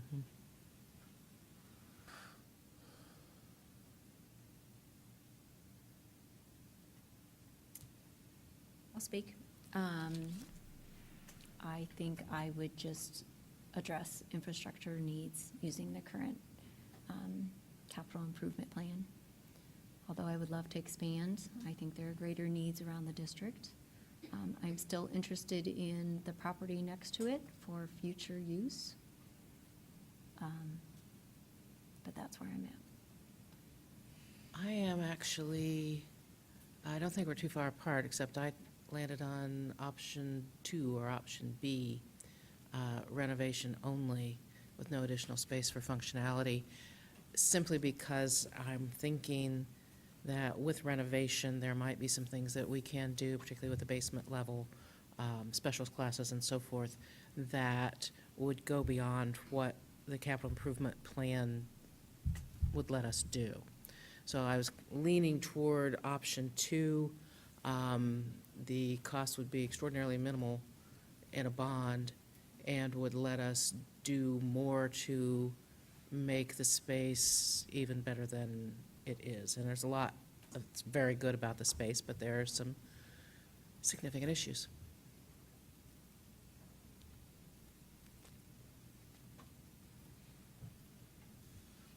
I'd have a hard time discerning between 2 and 3, only because I don't know what 2 would add. Does that make sense? Okay. Whether it's the current capital or bond. Well, if we take it out of the current capital, that means other things couldn't be done with the current capital. You are correct. Okay, so it's not difference in any kind of construction, change, et cetera. Maybe it could be. Could be. You'd have to look at that. I agree with Nancy, it's probably a reduced scope of work if it's on the current capital. So if it's a reduced scope of work, that's the one piece, but the other piece that I find equally important, because we're always stressed with our capital dollars, is that takes out of that equation Right. the ability to meet needs in some of our other buildings. Right. think the triad assessment that we're looking at is a little over 3 million So you're for looking current, way down. for next 10-year infrastructure needs it. And it's probably a building that some of those components present us the most possibility of failure. So if we go back to when we started the process with the triad and the OFCC assessments, the triad assessments for the 10 years across the district was $131 million. You start taking some of these other buildings that we've just discussed, Hawthorne and Whittier, off that list, you are still left with a significant amount of money divided over 10 years, which we do not have in our capital improvement dollars, which is why, for me, this is critical, because I have concerns about not just this package that we're looking at, but then that next group, when these schools are all done, and that there's another 8 or 10 schools that will be in the exact same age condition as these, and then there's still another 8 or 10 schools sitting out there, and all of them have needs that need to be addressed in these next 10 years. And I remember seeing that list, and like where the line broke, some of the schools were only 2 or 3 years away from being They're back. there now at this point in our planning. They have crossed that threshold. Oh, you mean because We we've have- taken so long to do this? Is that what you're trying to That's say? what he's trying No, to but say, yes. yes. I take great umbrage at that. He said it nicely, though. Yes, he did. He did, yeah. So Jeff, your comments were really good. Can you repeat them again for Jerry? Because I think you explained it a little differently. Sorry. I would. No, that's okay. I just want you to be able to hear. Remind him what comments. So when you were talking about the bullet points, we were talking about 2 versus 3.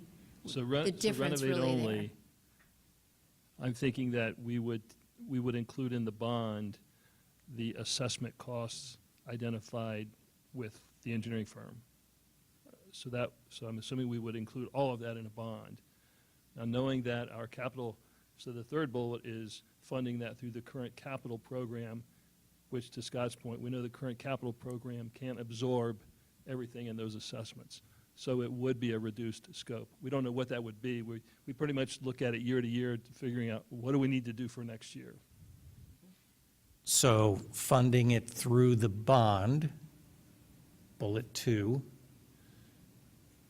Depending on how Yes, much, yes. yeah. But what we're kind of talking about here is trying to save more for capital improvement, long-term. If you went with 2. 2, that's what I'm saying. You're also addressing one of the more, what I describe as fragile buildings because of its age and needs.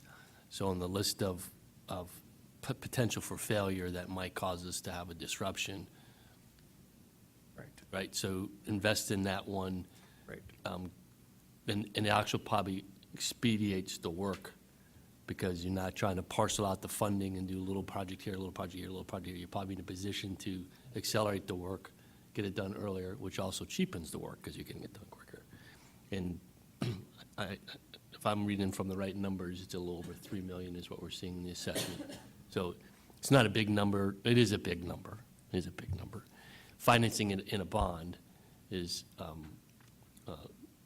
different than just taking it out of the annual 9 million or so we have for capital improvement.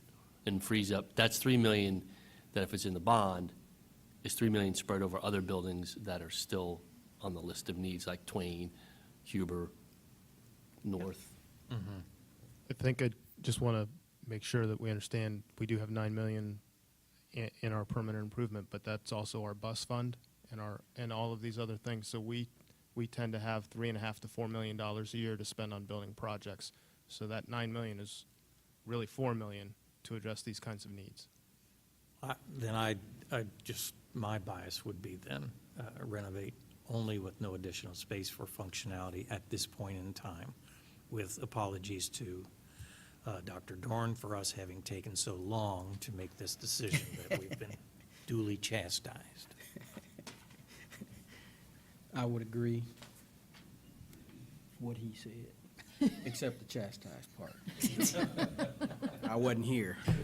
Well, you could argue that since you've come on, we've moved along really fast. Yes, there you go. Yes, we have momentum. Stop.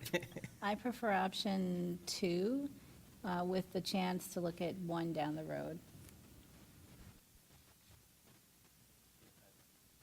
Doing 2 doesn't eliminate 1 in the future. Right. Yeah, thank you. Good addition, yes. Okay. We all agree. So, yep. Are you good with that now, though? Because that's changed. Yeah, what because you're I thinking. feel like that was different information, and Great. yeah, that was just what I was looking for. So on my paper, it says B. Yes. Okay. Okay. Review middle school redesign project and related implications to the facilities master plan and operating costs. So, who's going to talk to us about this a little bit? So the important part, I think, and Scott, pipe in if I missed something, is the recommendations that we're staring at for middle school redesign include the addition of teachers to offer more electives at middle school. The first phase includes teaming at 6th grade with possible consideration for teaming at 7th and 8th grade in future years. We want to measure how the teaming at 6th grade is functioning and its impact on students before we do that. So in projecting the costs for a new middle school, we need to make sure that we account for those changes in FTE from the operating side. We don't want to assume it's going to operate like it is today, and then in the next 2 years, build these other things, and then when the new middle opens, the cost is different. So we will, that's what we're building now. The cost for staffing for new courses being suggested for middle school that we'll talk more about next month's meeting, our goal is to embed those costs for the additional FTE for the electives and future teaming in the current forecast projections. Not new money, but built within the current forecast projections. So those are the numbers we've been working on. Nicole's been doing a nice job of that one, of getting those numbers. So the implications for the facilities master plan is, I think, simply the new middle school operating costs have to consider what the implications are with implementation of the new middle school design. Okay. So I just passed around a sheet that I put together. Tracy had called me and asked me to calculate what the cost of the middle school redesign would be if we implemented the entire middle school redesign project. So what you have in front of you is my attempt to do that. In looking at, and this is in conversation with Mr. Reeves, and looking at new electives in 6th grade, we believe that we have the staff in place that we can cover team teaching with our current staff and not any additional staff for that. So just add new electives. It's an additional 6 FTEs in 2020, and then new electives in grades 7 and 8 in 21 is an additional 5 FTEs. And then to add team teaching to 7th grade in 22 is 8 FTEs. And then I have drawn a line through what I have forecast. So the 5-year forecast ends in 2023. So anything beyond that are just assumptions using the same assumptions, projections that we have based on the current forecast. So you can see the column there with the FTE, and then I have an average cost per FTE for middle school. So these are, if we were to hire new teachers, they come in right around at $52,000 for an annual salary, and then increasing as salaries increase throughout the years. And then a total salary cost by year, which is just the total FTE times the average cost per FTE. And then Tracy asked me to equate that to millage, what that might look like. Now, I will mention that this is cumulative, so as you're looking at the years, you'd want to add those together because it's cumulative. And then what's in the budget, what's forecast currently in the 5-year forecast that we have? That's our total budget forecast, and then the amount remaining. And then I did some math to look at the FTE remaining based on our average cost that we have in the forecast. So the very last column there is the average cost per FTE that's in the forecast.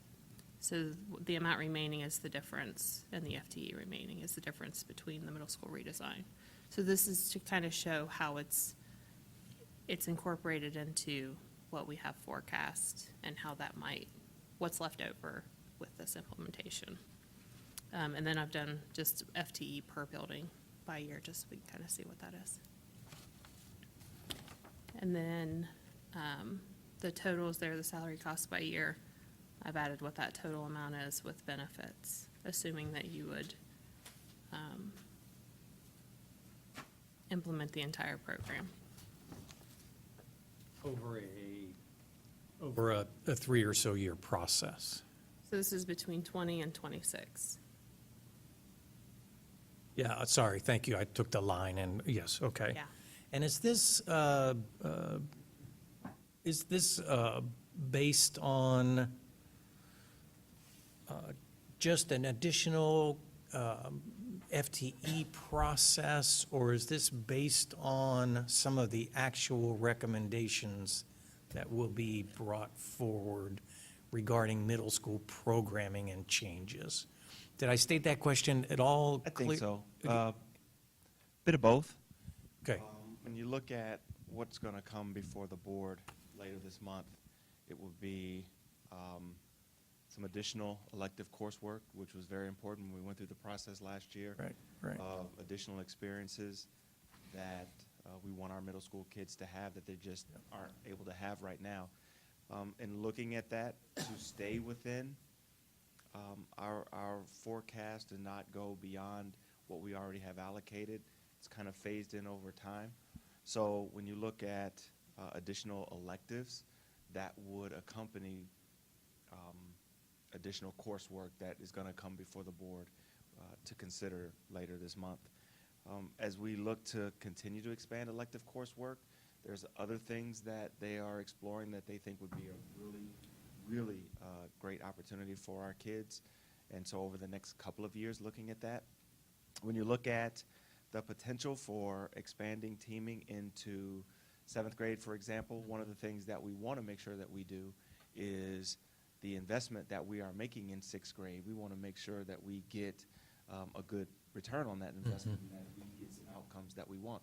The worst thing, and I've shared this with our teachers and our 6th grade teachers because we met with them all, is that we make an investment into 6th grade and create these smaller learning environments and create better opportunities for students to engage with their teachers and additional coursework, and then we look 2-3 years down the road and our outcomes aren't any different.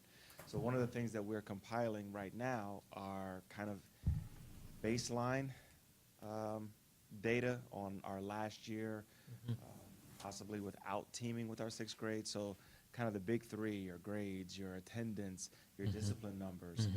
But we also collect some social emotional data through Panorama, and we get feedback from our students a couple of times a year on how engaged they are with school and how engaged they are with the adults in their school and their overall feelings that because we see a significant uptick in anxiety when students come into 6th grade. So, and I think all of that kind of plays out what we'll see this summer with our state report card and how well they do on the upcoming state tests in about a month. So then taking this data point and over the next couple of years to say how well are our 6th graders doing in this different type of environment that we've created for them that we think is a better environment for them to thrive. And so I'm very hopeful that the investment that we make, we'll see better grades, we'll see lower discipline, we'll see better attendance, we'll see more engagement with school and with adults, and ultimately we're hopeful that that plays out on the report card, especially in areas we've struggled with 6th grade around value added and things like that. So if then, hopefully 2 years from now, 3 years from now, I can come before the board and say, here's where we were when we entered this process, and look at the performance of our 6th graders now. We believe that performance warrants an investment into 7th grade and to continue that type of experience through our middle schools. But we want to tweak. We know what we're going to start on day one next year is not what it's going to look like 2-3 years down the road. So that's why it's kind of a very methodical implementation plan, because we want to make sure that we do it right, but we want to make sure that it's also impactful on the outcomes for kids. Yeah, good. Thank you. I do want to mention that this is based off of our current 4 middle schools and does not include the addition of a 5th middle school.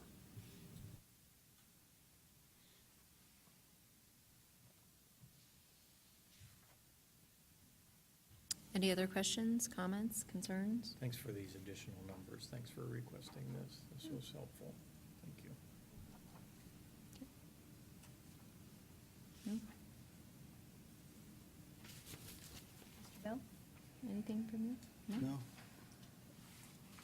Anybody else out here wants to say anything? No? Okay.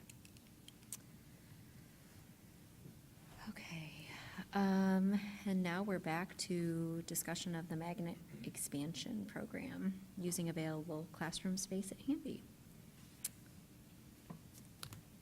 So this is just the general idea. If we're, given the outcomes of tonight, we know that we're under capacity at Hamby. There's classroom space available that offers opportunity for some expansion. There's been a lot of discussion about magnet expansion. We've talked a bit about all-day kindergarten. The space is available at Hamby, the flexibility of that space and design, and what we want to dedicate it to is really the question. So if there's a desire to pinpoint that for magnet expansion, regardless of these other components, we can start working on what does that look like, because there's the question of, is it this strand, that strand, this? We can go back and look at all that and maybe perhaps tie that to some of Mr. Bell's comments regarding overall vision of the magnet program for the district. What is it? What is its? Where does it fit? It's interesting when you said that. The other one that came to mind to me was International Baccalaureate, which has choice elements to it as well, and an addition of resources to a program that is offered. So maybe that doesn't fit, but so in terms of, regardless of some of the other components we talked about, here's a possibility of 125 additional seats to be put together to expand the magnet from where it's at to a larger size, with possibilities for further advancement, further expansion, depending on what you do facilities now or in the future. We can start looking at that and work on a game plan to bring back for your consideration. Is number 6 simply a question? Do we want some numbers? We're just going to make Nicole work really hard over these next few days. Is number 6 really the question? Do we want some? Do we want to kind of pursue this in the discussion of what would that strand be, what would it look like, et cetera, but we need some numbers associated with it? Is that essentially what 6 is? It's probably a pretty easy number. It's 5 teachers. Yeah. Because you're putting it in buildings that are already, what you have right now is Hanby has open classrooms available. How we allocate those, what we put there and where we, so you have, quite simply, the option of using classroom space at Hanby to make the Hanby program bigger, or relocating the self-contained gifted as an option. That's 6 classrooms that are currently at Emerson over to Hanby, and using the 6 classrooms at Emerson to expand that program. Either or, we can explore that in terms of the numbers and discussion. We can explore that, and I think really it's March to try an open lottery for next year, or to add that into our staffing plan. But it gives us a timeline from now forward. Would you like us to start working on that, bring you something early fall with all the policy considerations? How do we want to go about allocation of those seats, et cetera? Looking at those costs, we can do that. And I think part of that could also involve the visioning exercise that Mr. Bell suggested. We bring some people together and do that. And it doesn't have to be decided tonight. I just didn't want us, I know there's great interest in this magnet program. And when you all use the word, and I wrote it down, I'm going to say the word rejuvenate or revive. I think it's not just numbers, I think, that's in your head. I think it's a lot of components. And game for that. I think Mrs. Davidson's concerns about having a single strand at Emerson where those teachers aren't working in collaboration with another grade level teacher. It is a difference than the Hamby experience or previous magnet experiences. Based on, I'm sorry, based on that, what you were just sharing, then I would like us to pursue that, recognizing that the additional piece that's not written here may be that the self-contained gifted might be moved to Hanby and open up space at Emerson for more opportunities at that facility. I'm not saying, I'm saying that would be another part of that discussion. Just for me. I'm not at this point defining what program is expanded. I'm Right. saying we have classrooms, let's go find out what the best model would be Right. for everybody concerned, and tie that to a larger package of more than just numbers of kids, right? But some of the other components. Does that make So- sense? Yeah, and I like what you said, Rick, and the reason I like moving A&T over there is because they're smaller classes and smaller class size and smaller classrooms. So whether we take art and move it over to Emerson and have that type of strand and then build the math program, whatever the community wants, We just look at those options. absolutely. Yeah. Absolutely. Yeah, as I looked at this slide, my thought was, is this what we want you to do? Go figure out some various options for Hamby. We know that there are 5 FTE in the current long-range staffing plan. So to me, it was like a yes, go see what you come up with. And there are a number of things to think about. The good thing at the base of it all is we have properties that were highly successful magnet programs already. We already know those buildings can work well in a magnet program. So we have history to look at. We have history to look at as regards population trends in the magnet programs. We also, though, do need to consider, when we think about moving gifted, the importance of making sure that the gifted kids in the full-time gifted program do have the opportunity for interaction with children who are not in that program. So there are a number of things to think about, and you all are best positioned to do that. But I would probably just warn you that there are probably 5 sets of opinions about how that's going to play, and you're going to hear from all of us, I bet.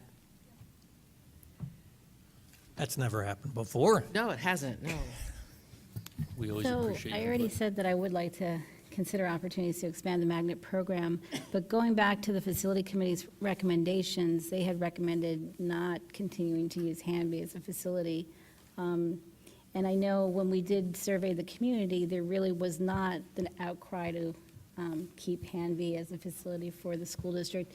Even within our own staff, I think that there's an acknowledgement that those classrooms are just too small. So I'm not sure this would be my preferred option to expand the magnet program.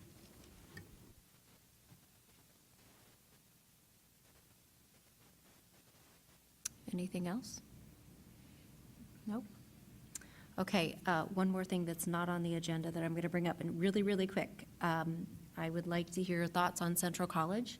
We are ending our agreement with Head Start, so we're going to have to talk about what to do with that building. Yeah, I'm going to come back to that. Oh, I'm sorry, I just Yep. went, I thought maybe, Yep. okay, sorry. So Go ahead. I'll Sorry, summarize sorry. that up. Sorry. So I know we can't vote on anything tonight, but thoughts on what to do with the building?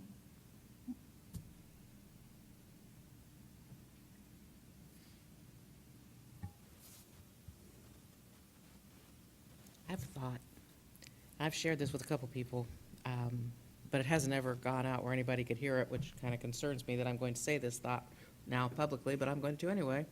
I am wondering if there might be any interest on the part of all of us and the part of our thinking as we look long range in considering whether the city might be interested in some sort of trade for the land of Central College for 64 East Walnut, since they're getting rid of that property. I just put out a bombshell out there. So when we were at the city council board conversation dinner thing, they started talking about that. I thought, wonder if Head Start could go into that particular building. And then I thought, I wonder if there's any way that that could alleviate any issues that we have, and how might that work within current staffing and so forth. So that's just kind of a pipe dream thing that I've No, had no, out there. let me share with you, it's not. Oh, And you I have it too? I appreciate you saying it out loud because it's on the record now. That I said it. And you I, didn't. no, and I will say, in other venues, I have said that we should talk to the city about that particular piece of land. I did not think of the possibility of swap, which I think would be a very interesting idea to pursue. Who knows? Indeed. That property is contingent upon their bond issue for the police station in the fall, so it's not final yet.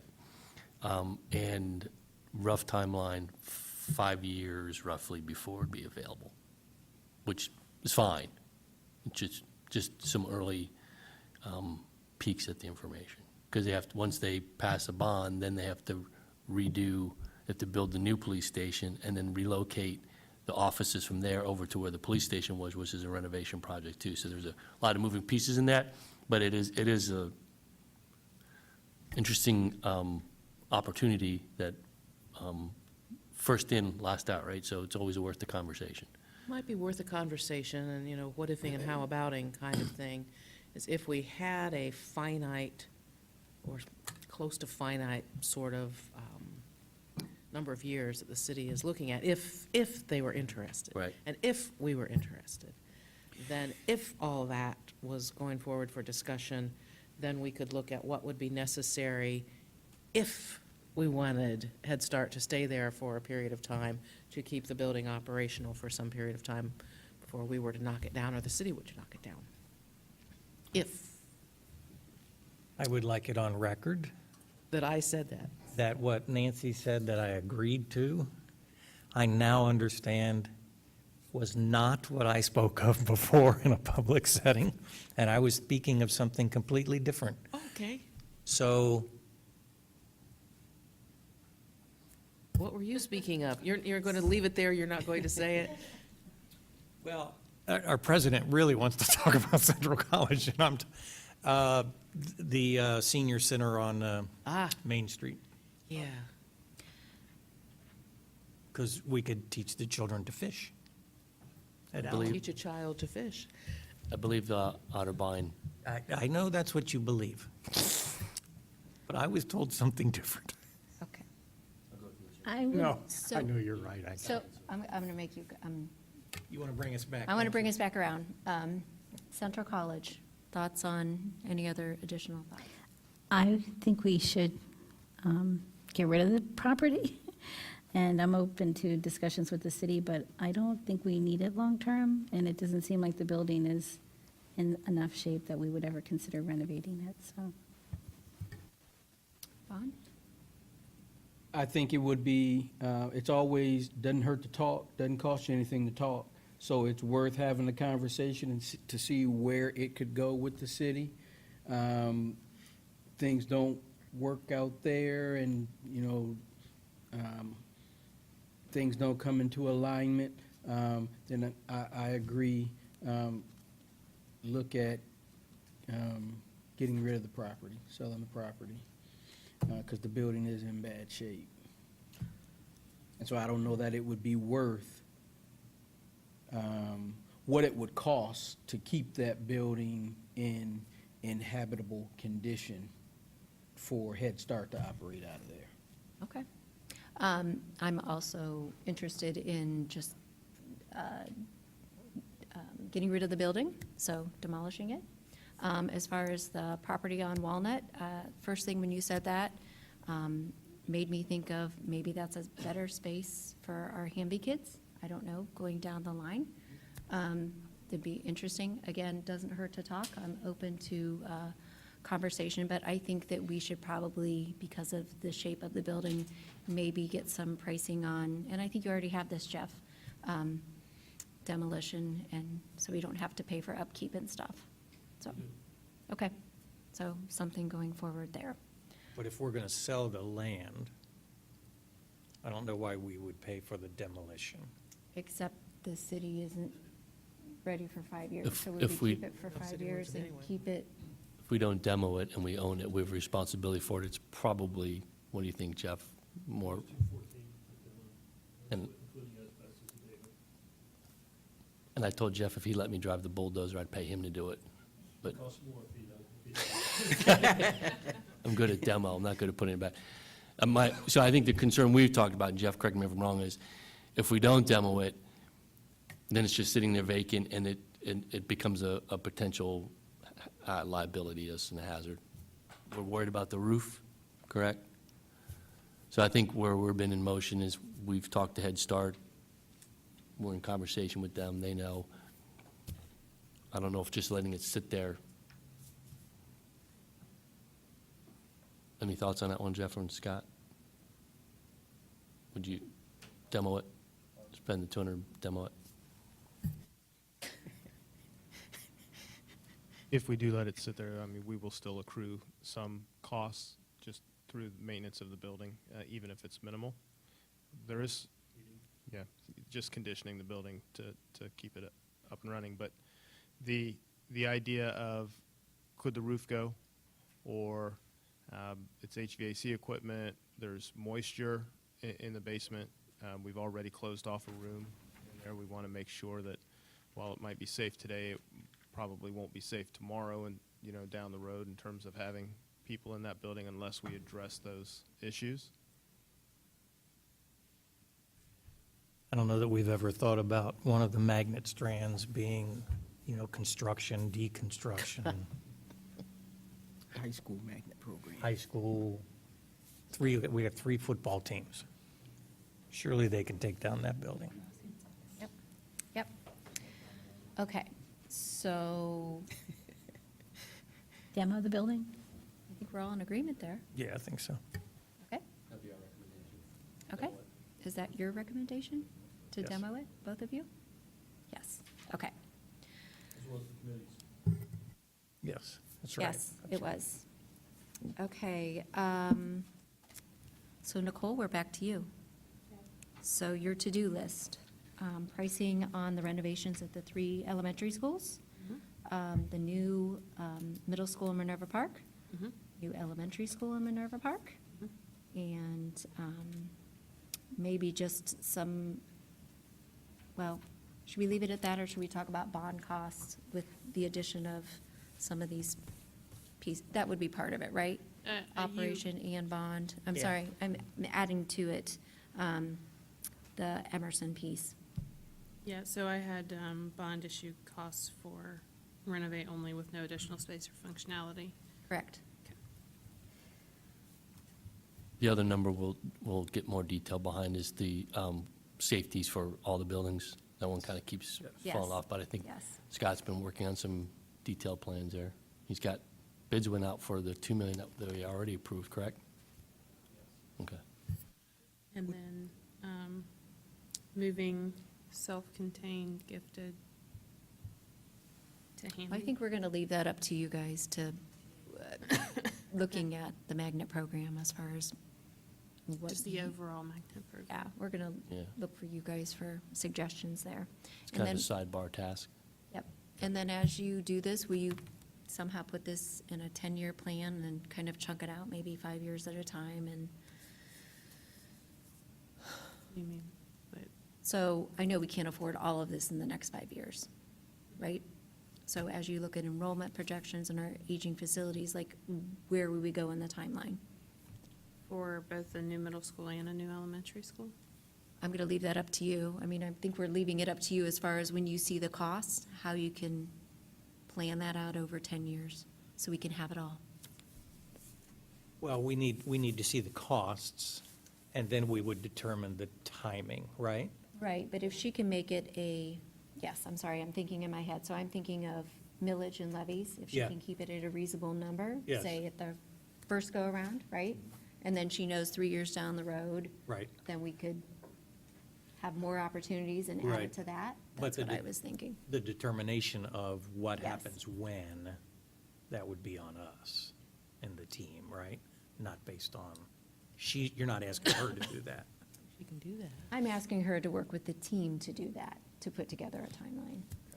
I think we can put something together that gives you that sense, but isn't locked into it has to be this way. But I think some of it is, what do you need to front load early? What, as you look at enrollment projections, what might wait later? So what I'm kind of hearing is, there is the idea of, let's just put it all up front in one big package, and what does that look like? Probably not, that might be the uncomfortable one. And then, okay, if you don't do that, what's it look like to do it spread out?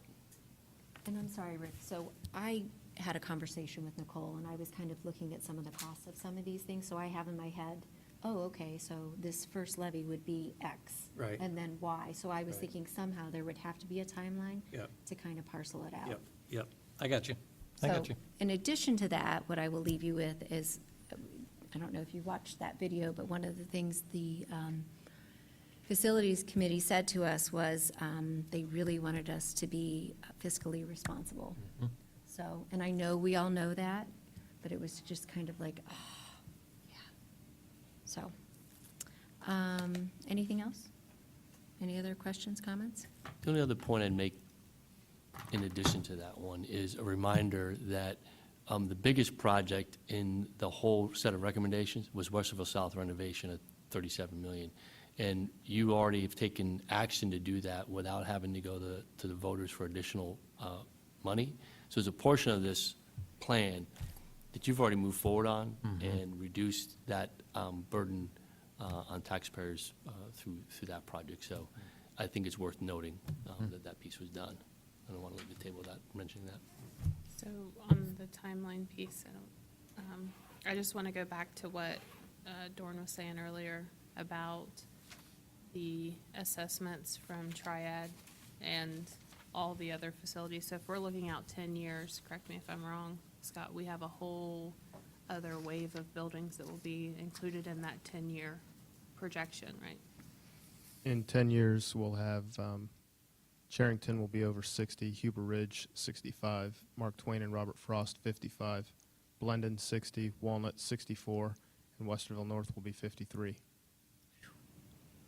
But do you have some dollar amounts that we need to tie into this overall plan for the board? That's what it sounds like to me. Those facilities, I think that's what Nicole's asking. Yeah, that's what it sounds like to me. The Triad numbers for just those buildings totaled $40.5 million in 2017 for just So we'll- infrastructure 10-year needs. But they are part of the long-range FMP, you know, that's, as we look at the facilities master plan, we have to look at that as well. So I think that's what you're getting Yeah. at, should that be included? So the way I envision what I need to see is what's the big chunk of change for what we've talked about tonight?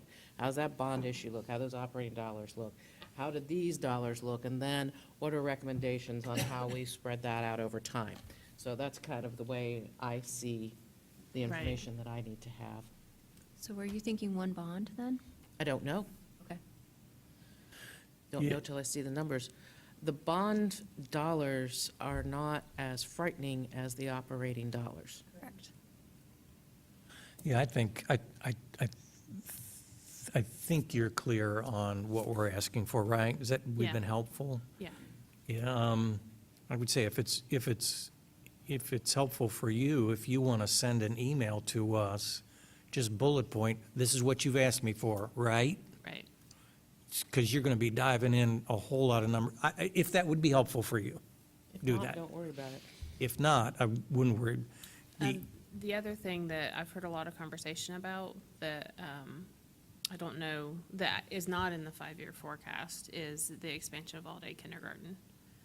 If we, over the next 10 years, hope to get to 100% all-day kindergarten in our facilities, I'm not saying that that's a decision that has to be made tonight, but that's not something that's been projected in the forecast, so just something to keep in the back of your mind. And Trace, you said any final thought? I really, this, I'm very excited about this and hopeful and all of that, but I got to tell you, it just does make me a little bit nervous about the costs. And that's not saying anything against the excitement of what I think we're proposing to do. But I just guess I just went on the record. Yes, and all of us, I know, this is big, and we know it. I just want to thank each of the board members for your extreme diligence through this. I know we've joked a little bit about timing, or time frame, but it's really clear you guys have dug in deep over several months, understanding the information in a deep way and understanding the impact on kids. And I do appreciate that, because I know Vaughn and I were talking at the start, and I said, it looks easy from the outside, doesn't until you're in it. And I know you guys have spent large amounts of time looking at this information, understanding it, and very appreciative of that. It goes without saying, just you're very bright, very diligent, and that's been very helpful to us in the process. And so if we've demonstrated any frustration with the time it's taken them all, apologies, because it's been very worthwhile. I thought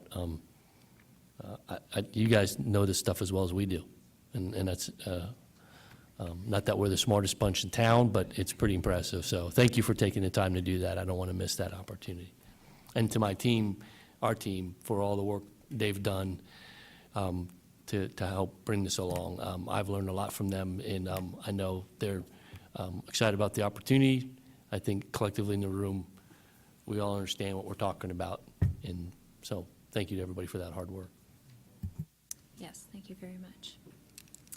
Okay, the board will meet in regular session on Monday, March 11th, 2019, and Monday, March 8th at 2019 at 6 p.m. here in the board training room at the Early Learning Center. And with that, may I have a motion to adjourn? So moved. Second. Whenever you're ready. Mr. Bell? Yes. Ms. Cotter? Yes. Dr. Nestor Baker? Yes. Mr. Velardo? Yes. Mrs. Davidson? Yes.